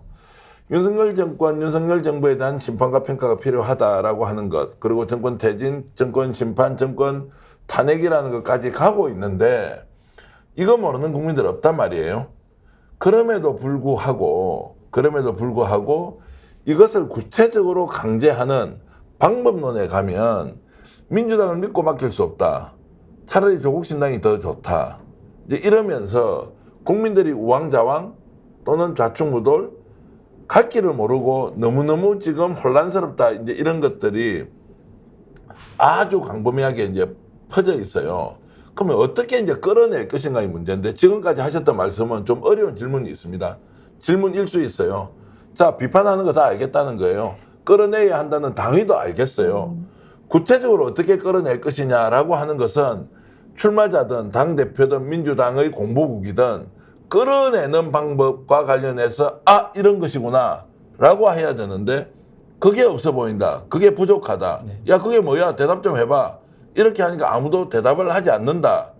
그러면 본인이 당대표라면 지금 이미 선출된 국회의원이라면 아니면 22대 총선에서 선출이 확정된 국회의원이라면 어떤 대안으로 국민들을 설득하고 끌어낼 것이냐 이 말씀 좀 해주세요. 제가 만약에 이제 있으면 이제 경선 끝나잖아요. 그럼 총선 전진대회 해가지고 이런 거는 저희가 뭐 어떻게 보면 지금 저희가 사실은 그 경선 전에 내부 적이 돼버려가지고 대화가 안 됩니다.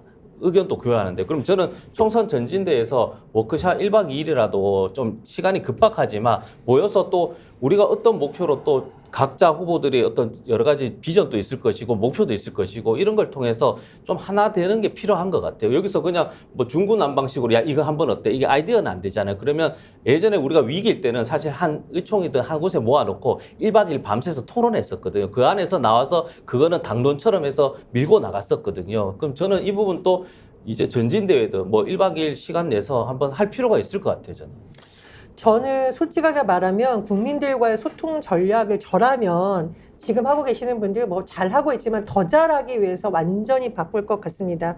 일단은 정권 심판론에 대한 일관된 메시지를 당 대표부터 시작해서 이 민생을 파탄내고 국민을 어렵게 하는 정부에 대한 심판론을 아주 간결하고 쉬운 메시지로 딱 만들어서 다 일관되게 외쳐야 되는 것이고요. 두 번째로는 각 조직이 가지고 있는 특성을 살려가지고 그 조직의 특성을 살리면 됩니다. 제가 민주당 서울시당 노인위원회 강의를 했었거든요. 버스 타고 이제까지 역대 최대 많이 모였어요. 이런 분들한테는 SNS 하는 것보다 구전 전파력과 네트워크 관계를 강력하게 하는 구축 전술을 한쪽으로 둡니다. 또 한쪽으로 청년 조직은 SNS 조직이에요. 그럼 SNS 조직을 중심으로 청년이가 가장 잘하는 전략으로 감성적 메시지로 패러디도 만들고 스픽스도 활용하고 이렇게 해서 민주당에 대한 희망 메시지를 전파하는 역할 아주 디테일한 전략을 써야 된다고 생각을 하는데 선거에서 보통 이거를 장검 전략과 면도칼 전략이라고 하거든요. 장검은 큰 구도를 만들고 프레임을 우리가 바꾸는 것. 그래서 윤석열 정권에 정말 더 큰 장검으로 맞서는 거고 면도날 전략은 아주 디테일하게 세대별로 지역별로 나눠서 그 국민들의 마음에 쏙 들어가는 메시지를 우리가 전달하는 거죠. 제가 좀 유심히 보고 있는데 국민의힘은 지금 이걸 이미 하고 있습니다. 네. 예를 들면 대학가 같은 데다가 민주당에 대해서 비판하는 것이 아니라 대학생들이 가장 원하는 정책을 우리가 해주겠다. 이런 식으로 다 지금 붙이고 있거든요. 그래서 빨리 좀 전략적 마인드로 변경할 필요가 있다고 생각하고 무엇보다 공천받은 의원님들 너무 지역구만 챙기지 마시고 당 전체의 지지율을 끌어올리고 이재명 대표의 리더십에 대한 전 국민의 호감도나 신뢰도가 더 높일 수 있는 노력을 정말 절실하게 해야 됩니다. 우리는 속고 있다. 누구에 의해서 속고 있느냐? 저는 언론에 의해서 우리가 속고 있다. 여론조사에 속고 있을 수도 있다. 더 심하게 말씀드리면 제가 제 자신을 속일 수도 있다. 이런 생각을 하면서 오늘 우리가 직접 목격하고 있는 이 정치 현장의 상황이 정권 심판으로 가야 되는 상황이냐 아니면 국정 안정론이 더 중요하다. 그래서 지역발전론을 외치면서 불법 선거운동 논란을 매일 일으키고 있는 윤석열 대통령 그래도 지역에 가서 발전 공약 실현 가능성 따지지 않고 말로 해주니까 그거 믿고 지지하자 지원하자 이렇게 모든 국민이 가지 않습니까? 그러면 저는 그것이 대한민국 국민들의 운명이다. 받아들여야 한다 생각합니다. 그것이 아니라면 저는 야당이 분발해야 하고요. 민주당이 국민들 앞에서 어떤 모습을 보여서 정말 이 정권에 대한 평가를 제대로 하고 본인들의 역량을 본인들이 집권을 하면 대한민국을 어떻게 바꿀 수 있는지 희망을 확실히 줘야 한다고 생각합니다. 그래서 지지층은 결집시키고 아까 전진대회 말씀하셨지 않습니까? 좀 더 폭넓은 중도층으로 판을 키우려면 그들이 갖고 있는 정말 디테일한 전략 전술들이 또 나와서 전혜인 교수가 말씀하신 것처럼 그들에게 소구력 있게 설득력 있게 접근해야 하는 것, 정말로 전략도 필요하고 전술도 필요한 상황이 민주당에서 국민들에게 반드시 보여줘야 하는 과제라고 생각을 하고요. 두 분이 어쨌든 현장에서 열심히 뛰면서 민주당이 부족한 부분을 꼭 채워주시고 네. 그리고 민주당이 부족한 그 디테일을 적극적으로 조언해 주셔서 좋은 정치로 국민에게 평가받는 그날이 오기를 진심으로 바라면서 서전이 22대 국회의원이 됐다. 첫 일성으로 국민들에게 하고 싶은 말씀 해주세요. 네, 제가 이제 말씀드린 주식이잖아요. 주식. 예. 그러니까 도이치모터스 이제 재발의했단 말입니다. 그러면 이것을 왜 불법인지 그걸 몰라요, 사람들이. 그 검찰이 10곡이라고 하면 왜 10곡이 소환조차 하는데 어떻게 10곡이냐고 문제 제기하는 패널이 있었어요. 왜 그러냐? 거래소에는 아날로그식으로 IP 주소가 다 있는 겁니다. 그냥 이런 것 절차를 모르다 보니 모르는 거거든요. 그래서 저는 이런 부분을 뭐 싸운다기보다는 문제가 있으면 처벌받고 벌받고 감옥 가는 게 대한민국의 법이잖아요. 그 법을 집행하는 것이지 싸우는 것이 아니다. 그래서 누구든 뭐 어디든 뭐 차별받지 않는 뭐 안전이라고 하는데 이제는 차별받지 않는 권력이잖아요. 권력이 없더라도 똑같이 누릴 수 있는 평등한 사회 만드는데 제가 좀 이제 주가 조작이라는 그런 이제 새로운 아이템이 있기 때문에 그 부분에 목소리를 좀 더 내겠습니다. 예, 목소리를 확실히 내주시길 네. 바라고요. 자, 전혜연 교수가 22대 국회의원이 됐습니다. 한 달 뒤, 40일쯤 뒤의 일입니다. 기자가 와서 첫 마이크를 댔습니다. 네. 국민 여러분께 한 말씀 하시죠. 국민 여러분, 정치인 지긋지긋하다고 하지 마세요. 정치인을 잘 뽑으면 우리 삶 바꿀 수 있습니다. 김대중 대통령 우리 잘 뽑아서 지금의 IT 강국 김대중 대통령이 다 망 깔아주신 겁니다. 노무현 대통령이 계셨기 때문에 우리나라 지역주의 타파된 겁니다. 그리고 문재인 정부가 있었기 때문에 K방역 성공했고 이재명 대표와 같이 지금 억강부약이라는 말이 나오고 있습니다. 그 꿈을 같이 이룰 국회의원 제가 꼭 될 거고요. 특히나 저는 소외되어 있는 지역이라던가 어려운 이웃과 함께 할 거고 그 사람들이 차별받고 눈물 받지 않는 세상을 위해서 정말 집요하게 제대로 일을 하겠습니다. 일 못할 거면 나오지 않았고요. 성과를 내는 사람입니다. 이번에 한번 믿고 맡겨주시면 정말 사람 하나 잘 뽑았더니 이렇게 요긴하게 써먹는다. 정치의 효용감 느낄 수 있는 그런 일꾼 되겠습니다. 네, 저도 사실은 그 이재명 경기도지사 할 때 경기신용보증재단 경영기획본부장 있었거든요. 근데 놀랬던 거는 공무원들이 다 이재명화돼 있어요. 보통 다른 타 지역의 공무원들은 어떤 게 있으면 법률이 있기 때문에 이것 때문에 안 됩니다. 포기합니다. 그러면 경기도는 특이하게 공무원이 법이 안 돼요. 그럼 법을 어떻게 바꿔요? 중기부 장관을 가요. 중기부 장관을 만납니다. 그래서 실질적으로 저희 경기신용보증재단도 개인이 대출을 할 수는 없어요. 근데 중기부 장관이 특별한 사항이 있으면 개인에게 대출을 하는데 이것까지 하려고. 그만큼 어떤 지자체장이나 리더나 어떤 법이란 것도 안 되는 것도 할 수 있잖아요. 그런 부분을 혼자서는 할 수 없기 때문에 함께 그리고 부족하면 더 노력해서 한다 보면 지금보다는 좀 더 다른 것을 법을 바꾸서까지 노력하는 게 국회의원의 역할이기 때문에 법을 바꾸면서 그 제가 경험했던 것을 한번 실천 한번 해보고 싶습니다. 실천할 기회를 여러분들이 만들어주시는 것 어떻습니까? 초심을 지키는 정치인이 초심을 만드는 것보다 더 중요하다 이런 말씀 드리고요. 지금 스픽스를 시청해 주신 여러분들이 댓글 주시는데요. 아랫강사님 말씀은 전해드리겠습니다. 날카로운 지적 공감합니다. 아무리 원석이 좋아도 그걸 가공해서 어떤 제품을 만들어낼 것인가에 대한 심도 있는 정책을 세워야 하는데 자, 민주당이 좀 더 분발해야 한다는 말씀 주셨고요. 그리고 주한님께서는 스픽스가 정말 많은 사람들이 봤는데 오늘 조금 저조한 모양입니다. 그런데 괜찮습니다. 주한님 같은 분이 이렇게 와서 봐주시는 것만으로 큰 힘이 되니까요. 우리 똑같은 마음으로 혁신, 균형, 정의를 지향하면서 좋은 방송 계속 만들겠습니다. 최정금님께서는 지금 열린공감TV에서 정말 제2의 국정농단이 벌어지고 있다는 이런 홍보해 주셨는데 시간 나시는 분 가서 보십시오. 그리고 까미님, 정원정님, 그리고 AJNY님 감사드리고요.